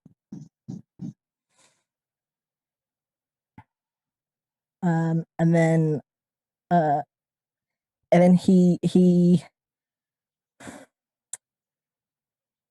phones his husband, realizes he's probably at work, hangs up, and then texts him instead. Just to say, good morning. I love you. I'll call you when you're not at work. You get a message that says, okay, make it late-ish night. They're kind of screening my calls for now. Who's they? You ask that? Yeah. You just want the foundation. Security, remember? Screening your calls. He mutters to himself, but just it sends back, okay, we'll call late. Red heart. Sends back a blue heart. And then I am off. First stop. I'll go to find Bolus. That's his name, I think. Bolus, yes, the receptionist at the Seekers Guild. That's always there. Yep, he's there. You see the soul forged behind the counter, still with a really fabulous high neck, neck popped up pink shirt. He goes, oh, hello. What? Hey, I wondered if we could. When are you not ever here? Oh, my shift starts about 2 hours ago and ends about 12 hours from now. Talk, dinner, maybe, or something to talk over. You buying? Sure. Then in that case, perfect. Errol gives him a strange look because he can't tell if there's an expression on his face because he's a soul forged, right? Oh, he is very expressive. Oh. It literally looks, it's not, the soul forged is not really like a war forged, just pure metal and steel. It's more that almost plastic appearance. Imagine iRobot. So he's very expressive. Oh, that changes things. I don't know if that's creepier. I feel like that's creepier. Up to you. Doesn't matter. Errol still gives him a strange look if he's wiggling his eyebrows at him. Then it's like, sure, I'll buy. This isn't a. This is just, you know that I don't know what you're talking. I'll see you later. Mm-hmm. Go to work. Have a good day. Hopefully, it's not traumatic. That's oddly specific, but okay, thank you. So my day's been like. And then I am going to. I don't know if I haven't had that text from RaQui yet because I'm still at the beginning of my day. Yep. So I'm going to go to. He's going to go to the precinct, but on the way, he's going to stop at whatever his usual church is. There a church?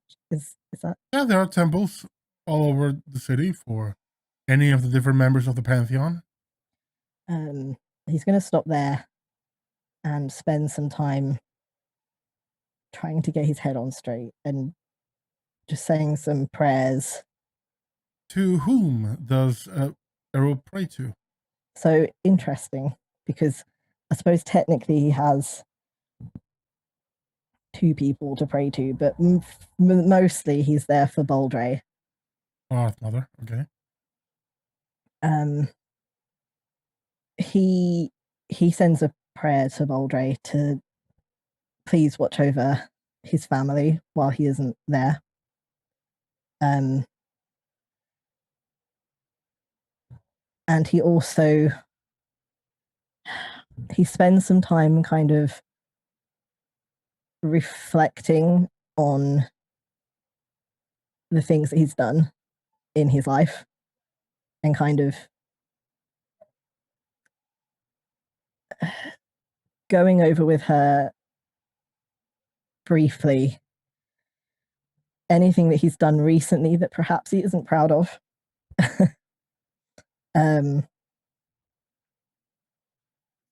And thanking her for her guidance while he attempts to walk the path in front of him.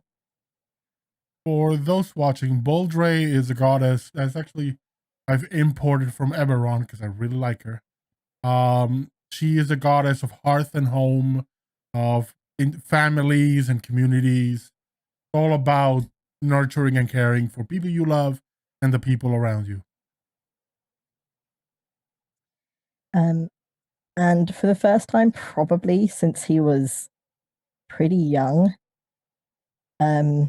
he takes a moment to think about the god he actually grew up with, which is his father's god, I suppose, which is Moradin.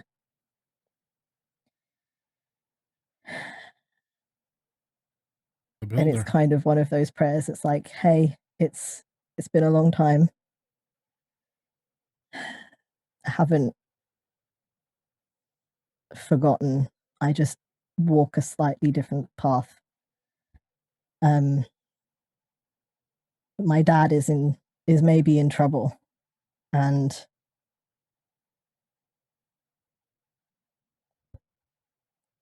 he's one of yours. Please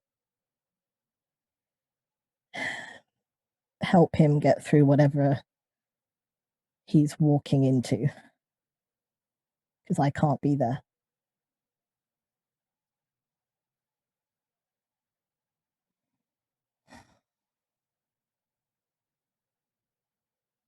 And then he kind of takes a moment of silence and just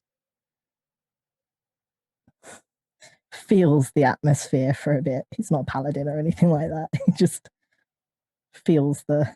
You don't need to be divinely empowered to find a moment of calm and comfort in the church. It's kind of what they're for. Yeah, he kind of takes a moment just to breathe and remind himself that he's falling apart right now, but he's still 10 miles ahead of where he's been, so it's not that bad yet. He can still push through it.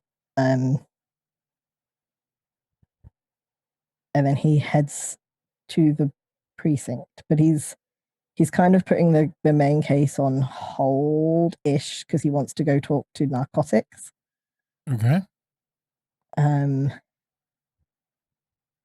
About.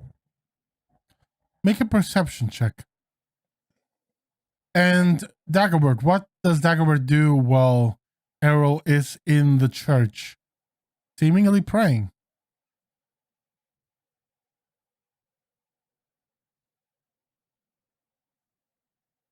He'll just stay at the entrance, keeping an eye on him, but he won't actually enter the chapel. Yeah. Then you, as you head into the police precinct, you can also make this perception check, Dagobert.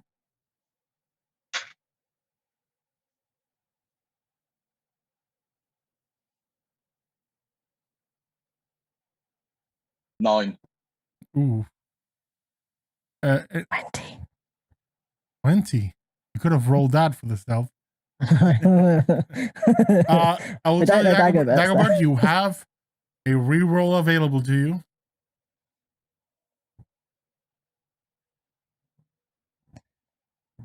My attention's far too much on the copper. Okay. Errol, as you're driving and going into the garage for the police station, you see that coming out the front door of the precinct is Giovanni. I slow down significantly. He just comes out, adjusts his trench coat, puts on a hat, and just walks down the street.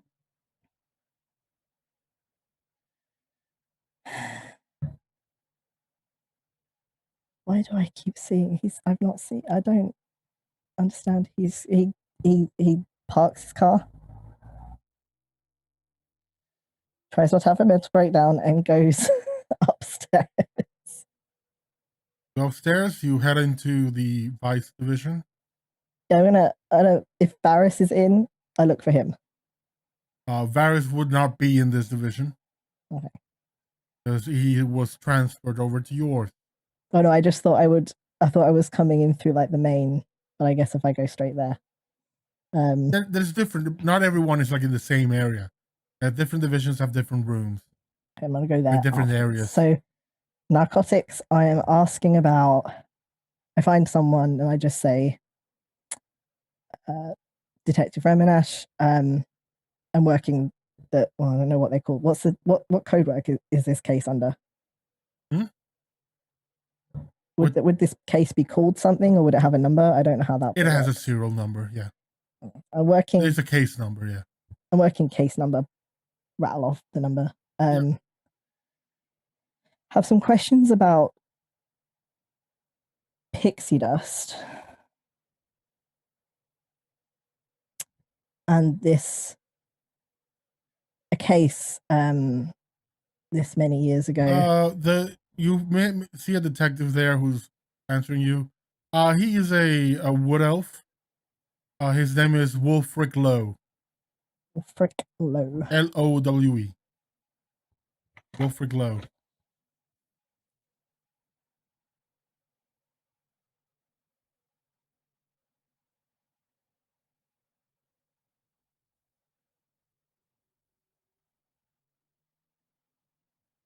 Got it.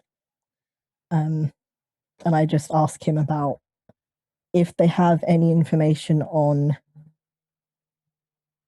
any drug-related occurrences around, and I give them the date of when my friends died. Detective Reminash, you gotta have to be a bit more specific. You do know how many junkies we see dead on a daily basis, let alone 10 years? Yeah, okay, I know. You have victims' names, maybe?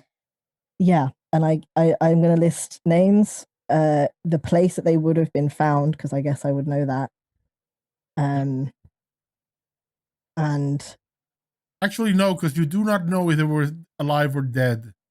RaQui is the one from that. Oh, because you were checking. She was checking because you didn't even know if they were dead. No, I knew that. I thought that they were dead. Yeah, and I went to like the funerals, but I you didn't know where they died. I wasn't sure. You didn't know where they died. I give him a list of possible places that these people would have been found because I would know where our usual places would be. Yeah, I can take a look and send anything you find your way. Thank you. There's a...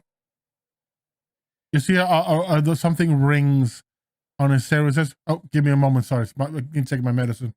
Just hits the alarm, grabs a bottle of pills, takes a couple, about a bit of water and drinks, and puts it back down. That's not suspicious. You can make a perception check if you like. Oh yeah. Okay. You know what? Sure. Let's do it. No, not that. This dice. 14. It's a bottle of Lyrithus. It's it's a medicine you take to deal with lycanthropy. Ah, okay. He's allowed that. That's okay. Try and ask. I cock the bottle and just kind of nod. Okay. Anything that you find, send my way. I appreciate that. Will do. Thank you. And I offer my hand. And he shakes it. I'm gonna head up. I'm gonna see if I can find Varys, and I want to see if he's there first of all, I suppose. Varys is at his desk. He's dressed casually, like he just came in the office, but it's technically his free day. But it's just checking over some things on his desk. I mean, I guess these are technically my free day because I'm on downtime. But I'm gonna like just walk over to him. Hey, man. Hey, how you feeling? As good as you expect me to feel, I'm sure. I mean, you got someone carrying a Kriskar scatter gun into your house. That's not fun. At no point since we walked into that factory has anything in my life been fun. Okay, can't blame you. Where is Dagobert in all this?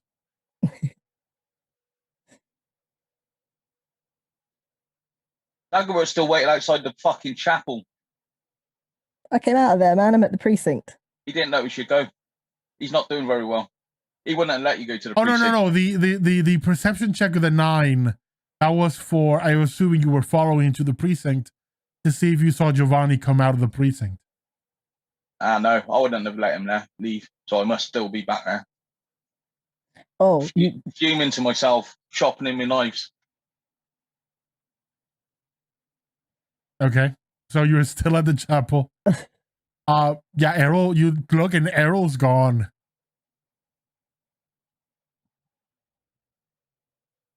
Not happy. Sneaking. He literally told him just like a few days ago that the Silents are definitely trying to kill him. So not to leave the fucking safe house, and he's just done it again on his own, like a moron. I'm still a police officer. I'm still doing my job. I can't be like, sorry, I have to quit because I'm in trouble. I already tried to quit the case and she told me to fuck myself, basically. No. The boss says no. He's definitely not happy. You're risking everyone else's lives now, even after he warned you. Is Dagobert doing anything to see if he can find where Errol has gone? He'll probably have a look around, but he's not going to leave the safe house at the moment. I would say Errol wasn't being sneaky about anything, and he did drive. So if you were standing outside, that's the thing, though. The chapel is not at the Seekers Guild. You'd have seen his car. Because Nate did specifically go to a church. Yeah, I can backtrack if you want. No, we'll just leave it as it is. I always knew Errol was a dickhead anyway. So Dagobert, I didn't know you were there. Dagobert doubles back from the temple to the Seekers Guild. Yeah. Okay. I asked Varys if Giovanni walked in. Did he see him? No. Hasn't come by here, at least. I just saw him leaving. Sure, he left the precinct, but doesn't mean he came to this room. Just feels like this is the room he come to. Okay, I'm going to ask at the front desk. Okay. You see the sergeant there just giving out orders, and receiving people, taking in their statements, and sending them to talk to different people. Goes, detective, what can I help you with? Hi. There's a man that just left here, green-skinned tiefling. There's a lot of green skin tieflings that come down here, detective. You have to be a bit more specific. I'll just show him the picture of Giovanni. Oh yeah, this guy. Yeah. Went straight up, had a meeting with a commish. With the commissioner? Yeah. Okay. Interesting. Do you have an appointment? That's just said. I had a meeting with the guy. Okay, Went straight up.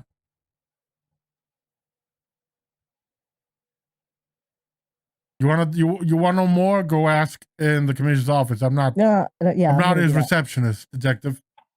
I'm just going back and forth. I'm going to go up and kind of rap on the door. The assistant, who is a young man in like a business attire, goes, yes, can I help you? Detective Reminash. Is the commissioner free today? Now? No, he is fully booked. I'm sorry. Is there something I could pencil you in for tomorrow? Is this something urgent? Not necessarily urgent. Can you, if I leave a message, no, you know what? Pencil me in for tomorrow, like 10 minutes. Okay. I'll send. Can you give me your contact information so I can get back to you? Yeah, I give my, well, obviously I have my badge number and then all of my mobile. Okay. Tell him it's about Giovanni. Will do.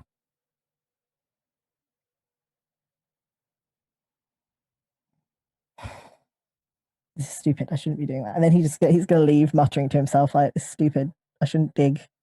I should just leave the man alone. It doesn't hurt to ask. I'm just going to ask. That's what I'm going to do tomorrow. And he's just going to leave the precinct, get back in his car. He's going to check his car over. There's nothing in your car. No, I'm paranoid. I get back in my car. Are you following? Because I know you mentioned to me that you wanted to follow up some elements of the case. Are you following up on any of your leads? Yes. So no, I had a strange theory.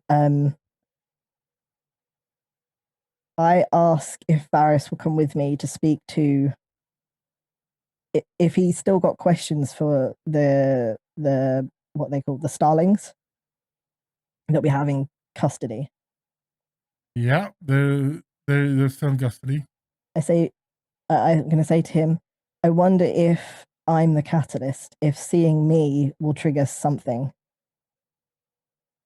Worth a shot, but you'll be putting yourself in harm's way. I mean, when am I not putting myself in harm's way these days? I literally tried to take myself out of harm's way. Had to say it, just so you know.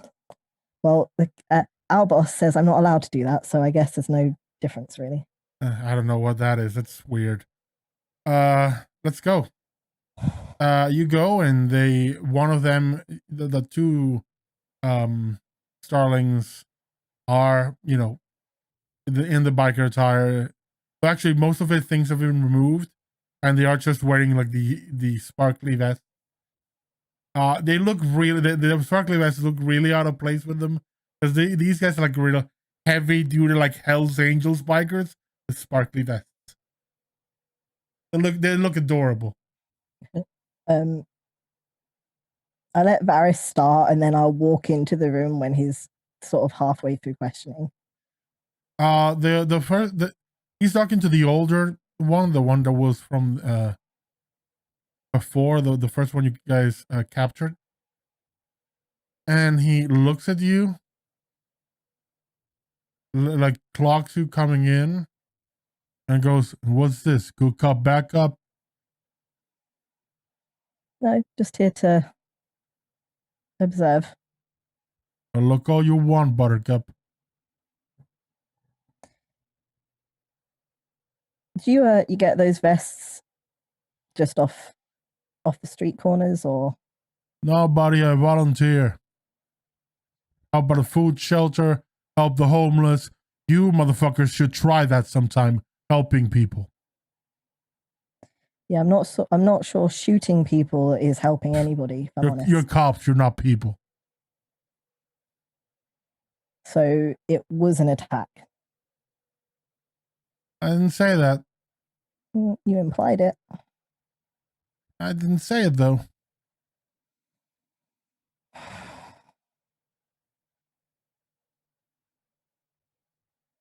Who's your dealer? Don't know what you're talking about.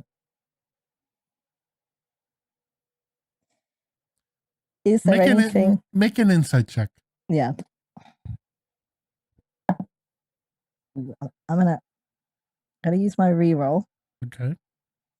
Because one's not gonna cut it. Oh, it definitely isn't. Ooh, that was a good reroll. Hang on.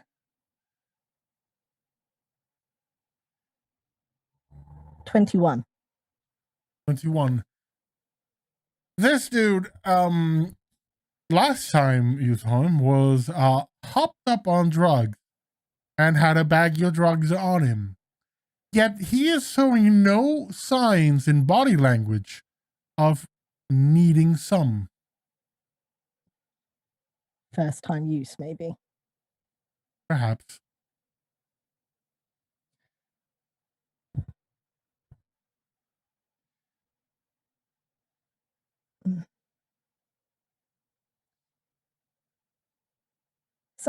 Did someone give you the drugs that we found on you?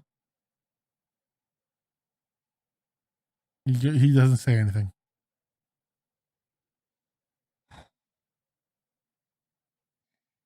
Here's the thing.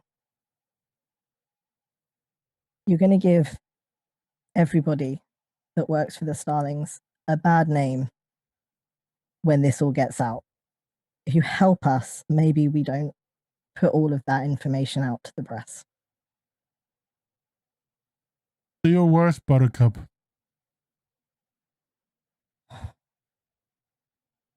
I ain't saying shit.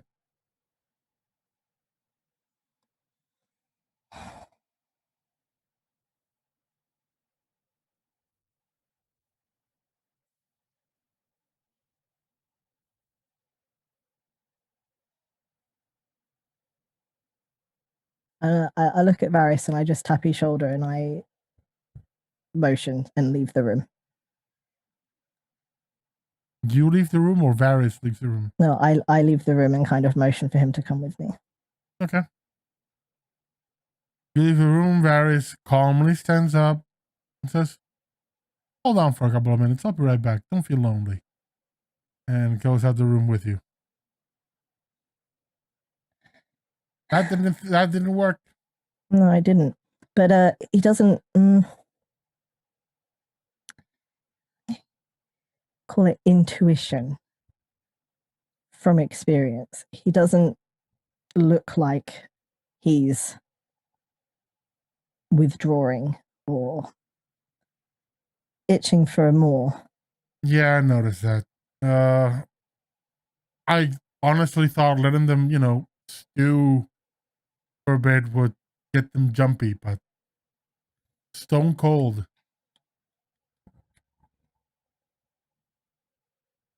And worst thing is that I don't know if it's whatever they're on, which shouldn't be doing anything to them anymore, but they're not afraid of us.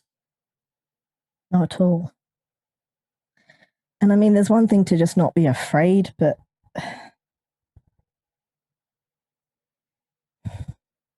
he remembers what they did, right? Like he said, it's fine because we're cops, he can shoot at us. That might be a general sentiment. He didn't really ask specifics of the case.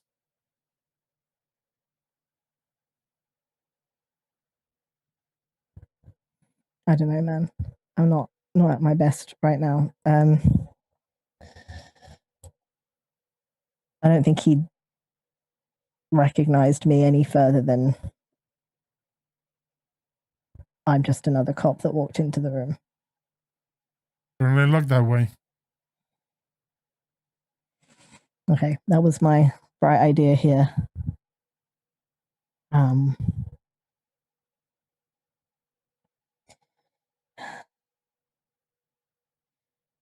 Still bothering me that.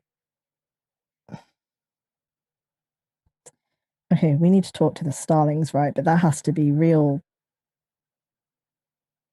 careful. Oh, hell yeah. Yeah, it's not really. I'm not sure I can muster that right now.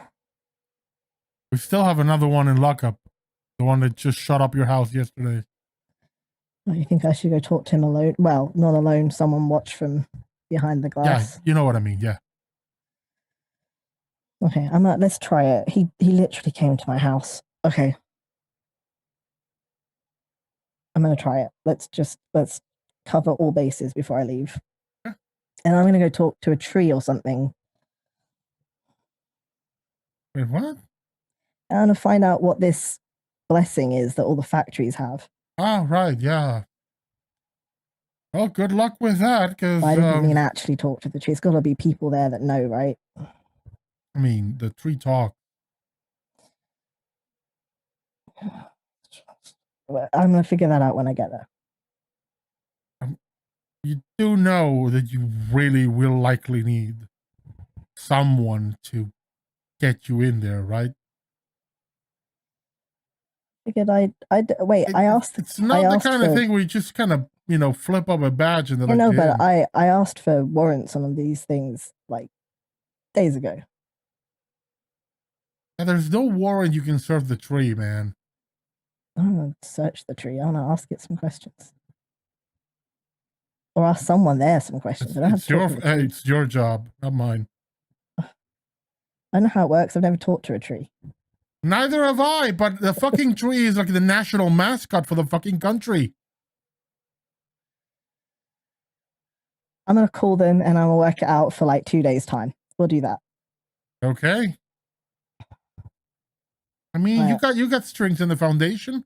Use them. On the off chance that my mother feels like helping me, I'll text her. Doesn't your husband work there as well? Yeah, but I don't want him to catch any sort of heat, And your mother is okay with it? Well, my mother can protect herself. Damn, that's cold, man. That's cold. My mother can protect herself. Right. You know what? I'm going to stop having this conversation and I'll bring the other junkie in. Okay? You do that. I don't want to know about your family anymore. Don't ask about my family. He goes and retrieves the other gangbanger who's still missing a few teeth from when you whacked him with a hammer. He sits down. You sit up opposite him. Yeah. You sit down. He is just glaring at you. Okay. Want to tell me what was going on?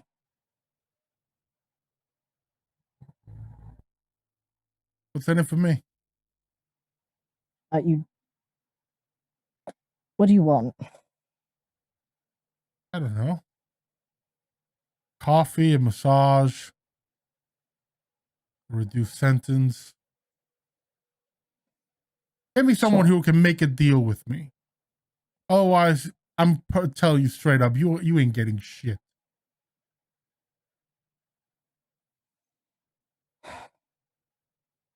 You want a coffee and a reduced sentence for talking to us, right? Oh, yeah? I can't promise nothing on the massage. No one here's hands want to be on you, I'm sure. You were kind of handsy yesterday yourself. Yeah, you were kind of pointing a gun at my face. I can neither confirm nor deny that. I have security in my house. You're on video. Yeah. And yet no one's really prosecuted me or anything, so you want something. Let's face it. Let's cut the bullshit. You want something. Otherwise, we wouldn't be talking. My ass would be off to jail and being called in for, for a trial or whatever. So you need something, I want something, get me my shit, and then we can have a conversation. How about that? Well, you got to give me something that lets me know you've got something. Because I think you do, but you might not. You could just be the lackey here. Make a persuasion check with disadvantage. Disadvantage. Yeah. Okay, got 2 dice. That's really annoying. So not the 19. I got 14 plus. You still have a +3 you can use. 14 plus 3, 17. Sure, I'll add my +3. That brings it to 20. Okay. And the sorrow literally buying you success. Yeah. With a 20, he looks at us. Okay, fine.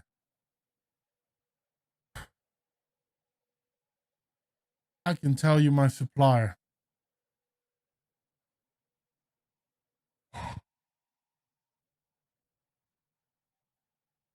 I can tell you other things, of course, but you want to be looking. There's a paint company you should be looking at. It's shady. I'll just leave it there. This would you should really look into the people behind the company. The money. Oh, so not the particular company itself. I know. The higher ups. Look at who put in the money. Company is this fucking called Mayflower something.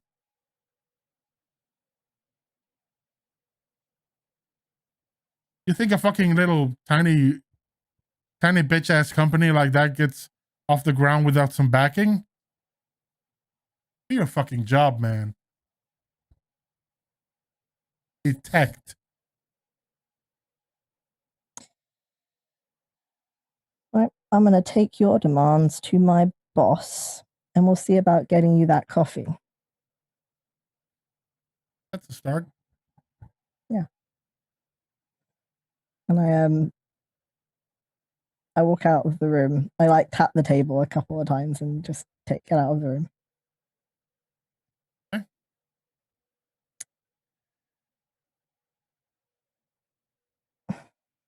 And I ask Varys, when he looked up some things on his Weaver, did he happen to see? I just start browsing my own, trying to see if I can find out who the. That would be in like, you would need to find that information. That's legal information. It's like startup, like who provides the money for a startup, basically. Like an investors and everything. I say I'm gonna look into this today, and then I'm gonna look into the tree thing. Can you see if you can find out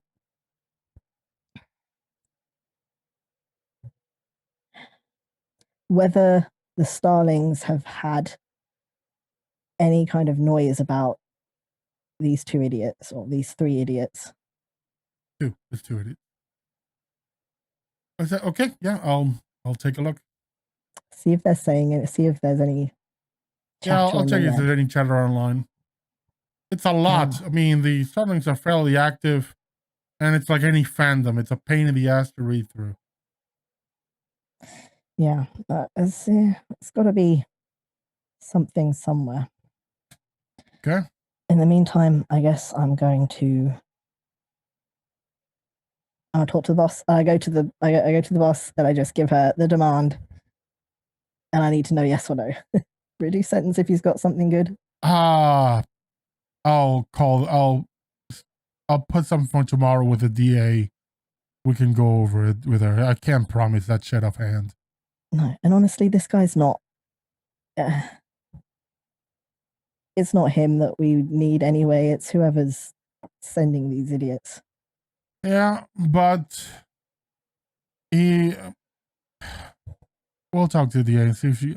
I don't even think she really wants to do much with this guy. It's not really a major deal. He did try to kill you, though. That is something we can put in the box to at least scare the living shit out of him. Yeah, I mean, you should know. Remember that I said my uncle had turned up. Yeah. Yeah, he was here today talking to the commissioner. Interesting.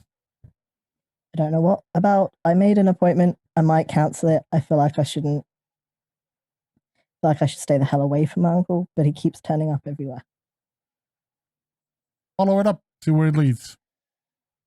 Probably to my death, but that's his whole case. So whatever. It's the job, Errol. It's the job. I am like on the hit list here. And you're perfect to draw these people out. Knew there was something. All right, I'm gonna go. Pleasure as always. She doesn't reply. Just sits down and looks at you. I'll just leave. Yeah. You can use your police resources to make an investigation check for the investors. Yeah, I would like to do that. Do I have?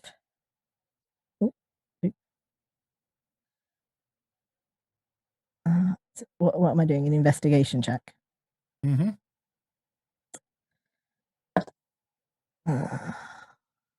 15. 15. Yep, rolled a 12. You find two names associated with it. The first one is a man called Alexandros Lindor. So it's like Alexander, but ROS at the end instead. Alexandros. The surname is Lindor. And the other one is called Belver Lomaris. It's BALBEL apostrophe VER. Wait, say that again. BAL. BEL. Oh, BE. BEL apostrophe VER. Like V of Victor. ER. And the surname is LOMARISS. Belver Lomaris. One of them, the first one is a human. Seems to be in his 60s, retired from what you can see. There's not much information about him, just his age, like his birth date, like work status, like says retired, and an address. Belver has more of like a public presence. Around his 30s, he is a shifter, a long-toothed shifter, basically like a cat person, and is involved in a lot of startups and just he's basically an investment banker, like investor, is really behind a lot of startups. He's basically one of the people on Dragon's Den. Do either of these names There's also an address for him. Or Belver, I mean, may ring a bell more because he has a public persona. So, every time there's like an announcement of a company doing something, he's usually there. So you may have some awareness of him. The other one, you've never heard of him. So this Alexandros is an unknown.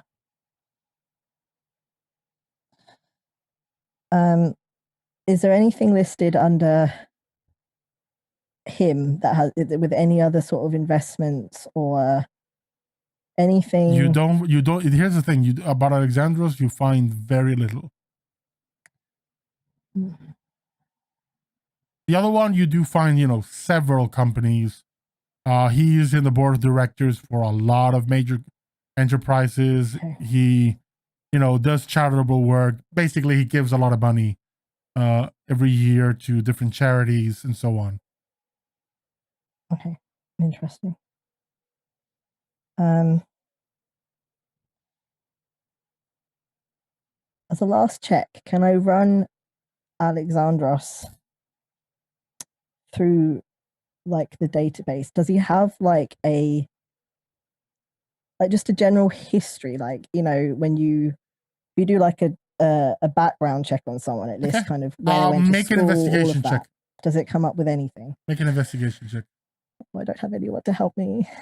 You do. There's still one group reroll available. Ooh, don't need it. Well, I don't think so. My +3. Yeah, so 20, 17 +3. You look over and try to find. At first, you're not coming up with anything, but then you kind of refine your search, put in, basically collate your results to give you everything. And there is, like, you find the profile and you click on it and it says classified. Mm. You actually find like a profile, but everything except his name is redacted. Now, is that the same as kind of what I get back if I searched my mum's family name, like when I did that? When you search your family's name, you find your mother. She doesn't have any priors, but you do find a file Like on her, history. like history. You find your dad.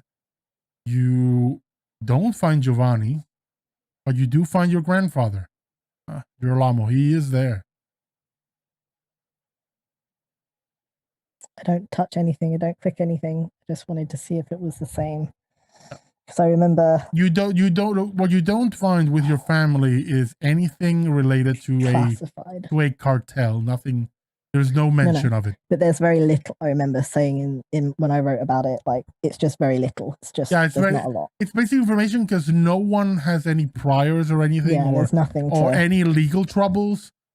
It's more just notes of like it's more like national identity records rather than police records. Yeah, which is just the basic information. So, but for Alexandros, even those are classified. Interesting. Okay, I'm going to go back to the Seekers Guild. You come back. Does anyone welcome Errol? By this time, you would have gotten a few hours ago. You would have gotten the text from RaQui that said they're very much dead. Overdose, a lot of them. I guess I probably find Dagobert somewhere who's waiting for me. Yeah, he has dagger sharpened. Hey. Where'd you go? To work. You're a fucking idiot. You keep saying this, but I'm just doing my job. Badly. Yeah, well, you genuinely would be probably not shocked, but there's more cases that get shelved than solved, and I'm trying. Well, I just like one of the ones that doesn't get shelved to be you dying. Yes, well, so would I, and I'd like to keep the rest of you from dying, which is why we have to keep working on this. But let's do it sensibly. Yeah. Let's not wander off alone. I mean, I just went to church and could have come with me. Yeah, there's this like organization. They're like trying to kill us.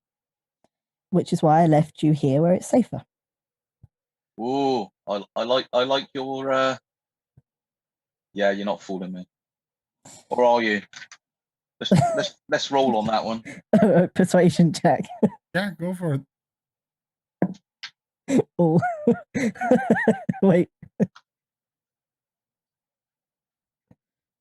12. 13. Oh, that was close. I would say, Errol, you don't sound nearly as confident as you think you sound. That's why I left you here where it's safe. Yeah. You can smell the bullshit from a mile away. Look, I wasn't thinking people keep pointing guns at my face. I thought perhaps you might be able to help, though. You seem like a man who's got connections. What type of connection? Sort of connections that might find out something about rich people in business. The sort of people that you'd write your, articles about. Mm-hmm. Okay. Got a name for you. Alexandros Lindor. Alexandros Lindor. Yeah, I also have Belver Lomeris, but I think you know who he is. He's in Make a history check, Dagobert.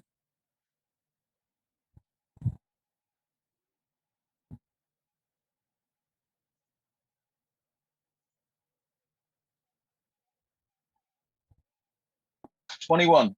Oh yeah, you know Belver. Belver is shady as fuck.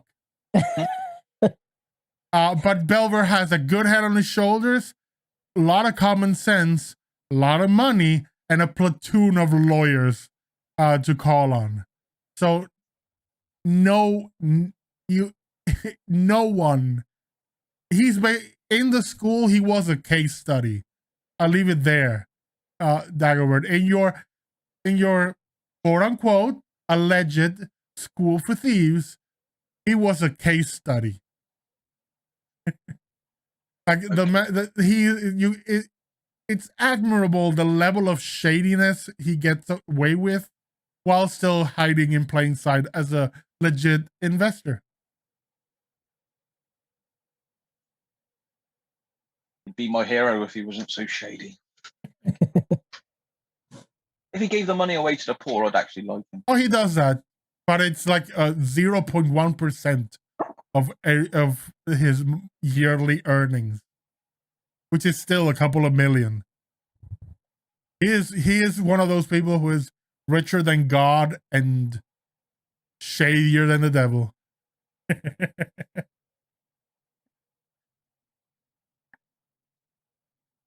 The other one, though, that name does not ring a bell.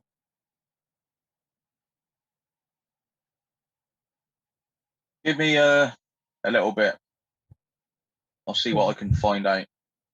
But I'll be doing it from the safety of the safe house. Good. That's fine with me. I'm having dinner tonight, but I think it's here, so I don't think we need to worry. I don't actually know where it is. I didn't plan this. Do you think it should be outside? I don't know. Who'd you organise it with? Well, Bolus is downstairs. Did you not agree on a place? No. Who's paying? I am, so it doesn't really matter. You can pick a place and we'll go. So yeah, I probably put my money on it being somewhere expensive that he doesn't normally go to, because that's what I do. I mean, I'm okay with that. I've been to a fair few of them. Yeah, but the problem is that's outside. Ugh. Well, I guess that means the rest of you should come with us. Talking about the rest of us, have you seen the other two? RaQui, and I look at my phone and I see the text message and I say, well, RaQui is in the library. Mm-hmm. I'm going to pop my head in, but I'm sure she'll be very busy. I don't know where Will is. I haven't seen her. I assume she's here. You would have gotten a message from Will saying she went home. Like literally, even I would have been like, literally went to the airport and went home. What? If that came through at any point before this moment, it would have been no. That's a bad idea. I'd have turned into that. Then in that case, we'll say the message, got held off because she didn't have connection in the airport, and just ding, and it says like sent 6 a.m. I'm going home, guys. I'll be driving back in a few days. We all get the same ping. Yeah. Well, I guess that answers that question. You're going to be the death of me. You get that message when you're driving when you're already driving. Like 2 days from now.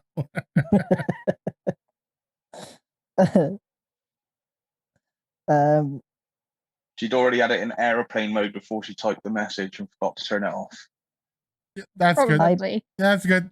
I like that. Yeah. I will provisionally make a reservation at a restaurant not very far from the Seekers Guild.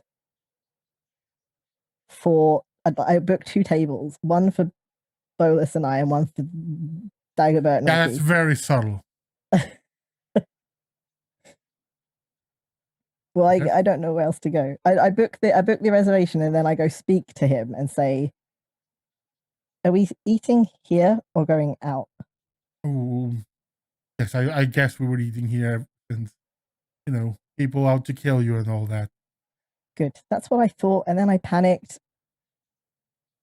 So that's good. Whatever would you panic about? Well, he just gets really awkward and then shuffles and says, "I'll see you later," and then scampers away. But he's like 7 feet tall, so it's not a very good scamper. A couple of hours pass, and you meet up in what is essentially the mess hall.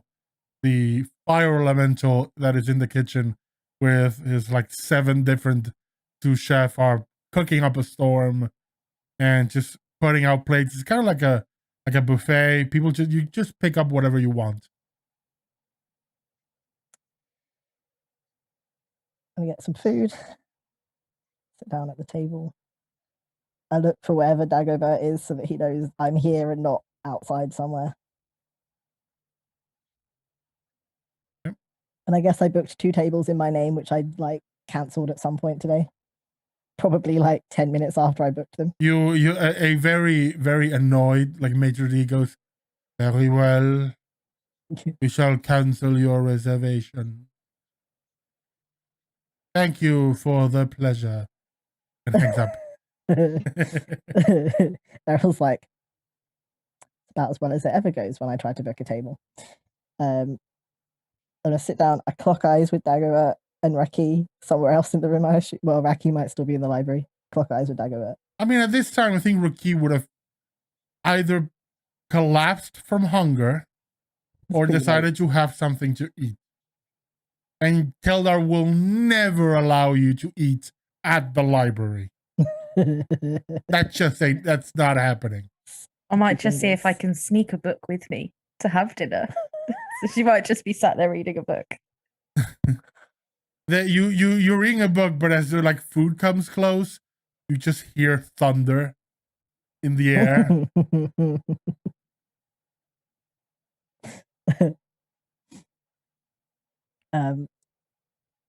I make sure that they know I'm here and not outside somewhere, and then I just like to get. I suppose I should just jump into it. Yeah, I'd like to do the small talk and ask how your day is and everything. We can jump straight into what you want to ask, especially since we're 10 minutes away from the end of the episode. How do you know my father? Oh well, we surfed together. Well, I was a seeker, of course, but we went on some work together. Doesn't really answer my question. Oh, sorry. You don't know. Oh, I shouldn't be the one to tell you then. It should be your father that tells you. I really don't want to intrude. If you could tell me, I would really appreciate it. Because right now, I don't know where he is. Make a persuasion check. Not good at that.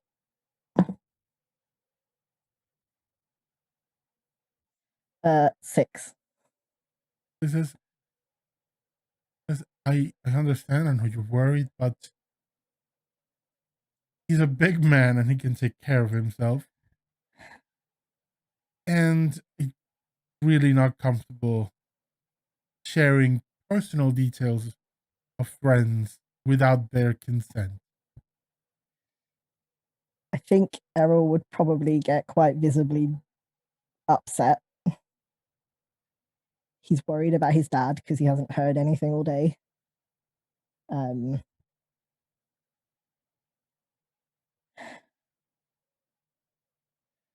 Yeah, okay, I get that, but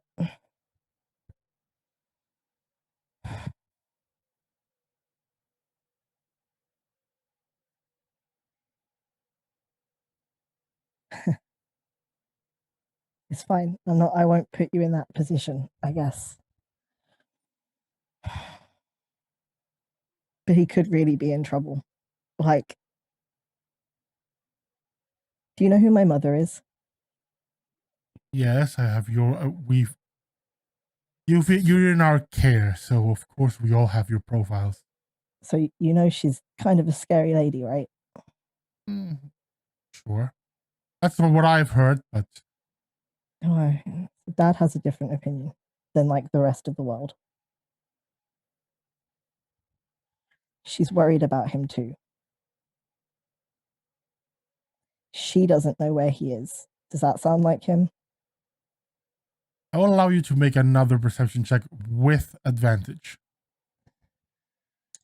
Oh, perception. Sorry, no, persuasion. Oh, persuasion. Oh, that's okay. That's okay. That's okay.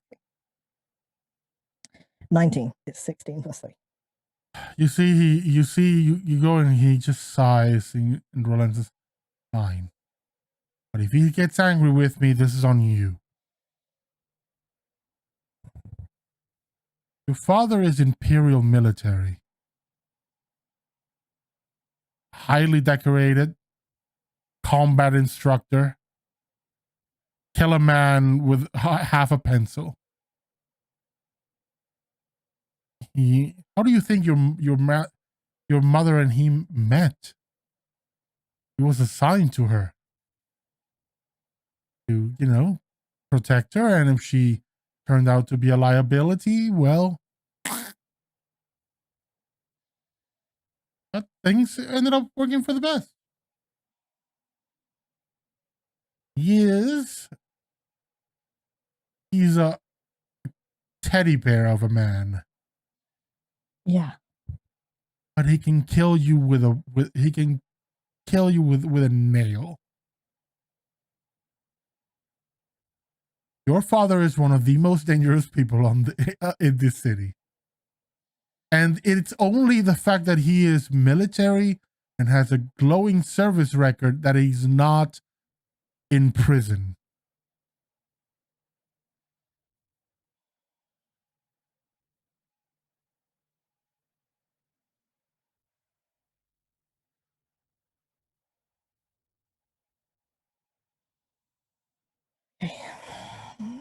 Maybe he'll be okay.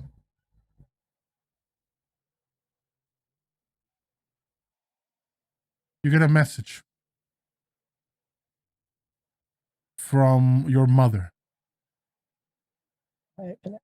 It says, "I'm in the hospital with your father."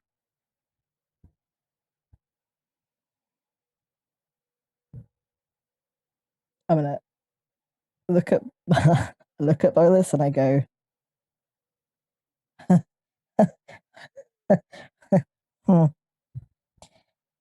like push the plate away. And I stand up and I look him like dead in his eyes and say, Imperial military, all of that, he's in the hospital. Your phone rings.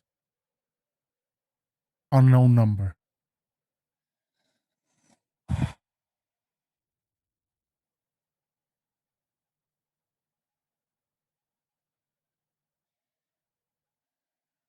I answer it, but I don't say anything. You hear a voice says, "You get this one warning, nephew. I guess we're family. Next time, you never see him again. Tell him to calm his ass down." And he hangs up.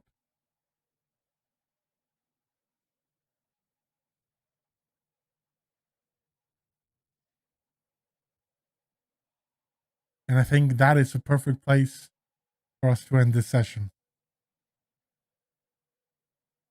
I'm rallying everybody. I'm like, I'm going, you're coming with me.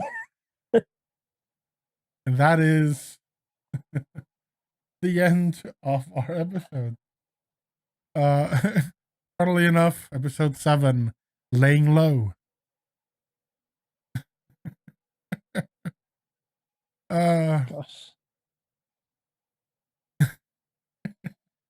I will neither confirm nor deny Bolus and the dad's dating history. Yes. That is something for fanfic and fan art only.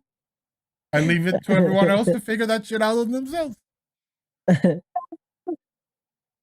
But that is the end of our session. Thank you everyone for joining us. Thank you for watching. We hope you really had a good time with this one. First major downtime, and it's great to see the priorities. You're all fucked up people. Well, we got to meet some family, got some research done, all good, and we'll pick up next week with the next episode. I'm sure it'll be entertaining. Always. Yep. So before we go, we'll go around the room again, and people can tell you who they are, who they were playing, and where you can find them in the dark corners of the internet if they so desire. Let's go around the room the same order. So Ash. Hi, I'm Dagobert Swiftfoot. I'm the stealthy rogue who can't follow anyone. You're a stealthy rogue. No one said you were a scout. Nate. Hello, I am Nate. I played Errol, the very stressed out police officer. You can find me on Twitter as Tiniest Sidekick, and you can catch me Friday for Vampire the Masquerade. Yep, this coming Friday for the next episode of Kine and Country, where we'll see what happened with the gangrel. Nothing could go wrong at all. Hi, I'm Jade. I played Will. You can find me on Twitter on Instagram, JJ_cosplay90. And you'll also see me on Friday, Kind of Country, as Ophelia. Also, happy 4th of July. For those who celebrated. Yep. And last but not least, Kat. England. Hi, I'm Kat. I've been playing RaQui, the medical examiner with a bit overly keen interest in dead people. A normal interest in the dearly departed. So again, everyone, thank you all for watching. We hope you had a good time, and we will see you next time. Bye.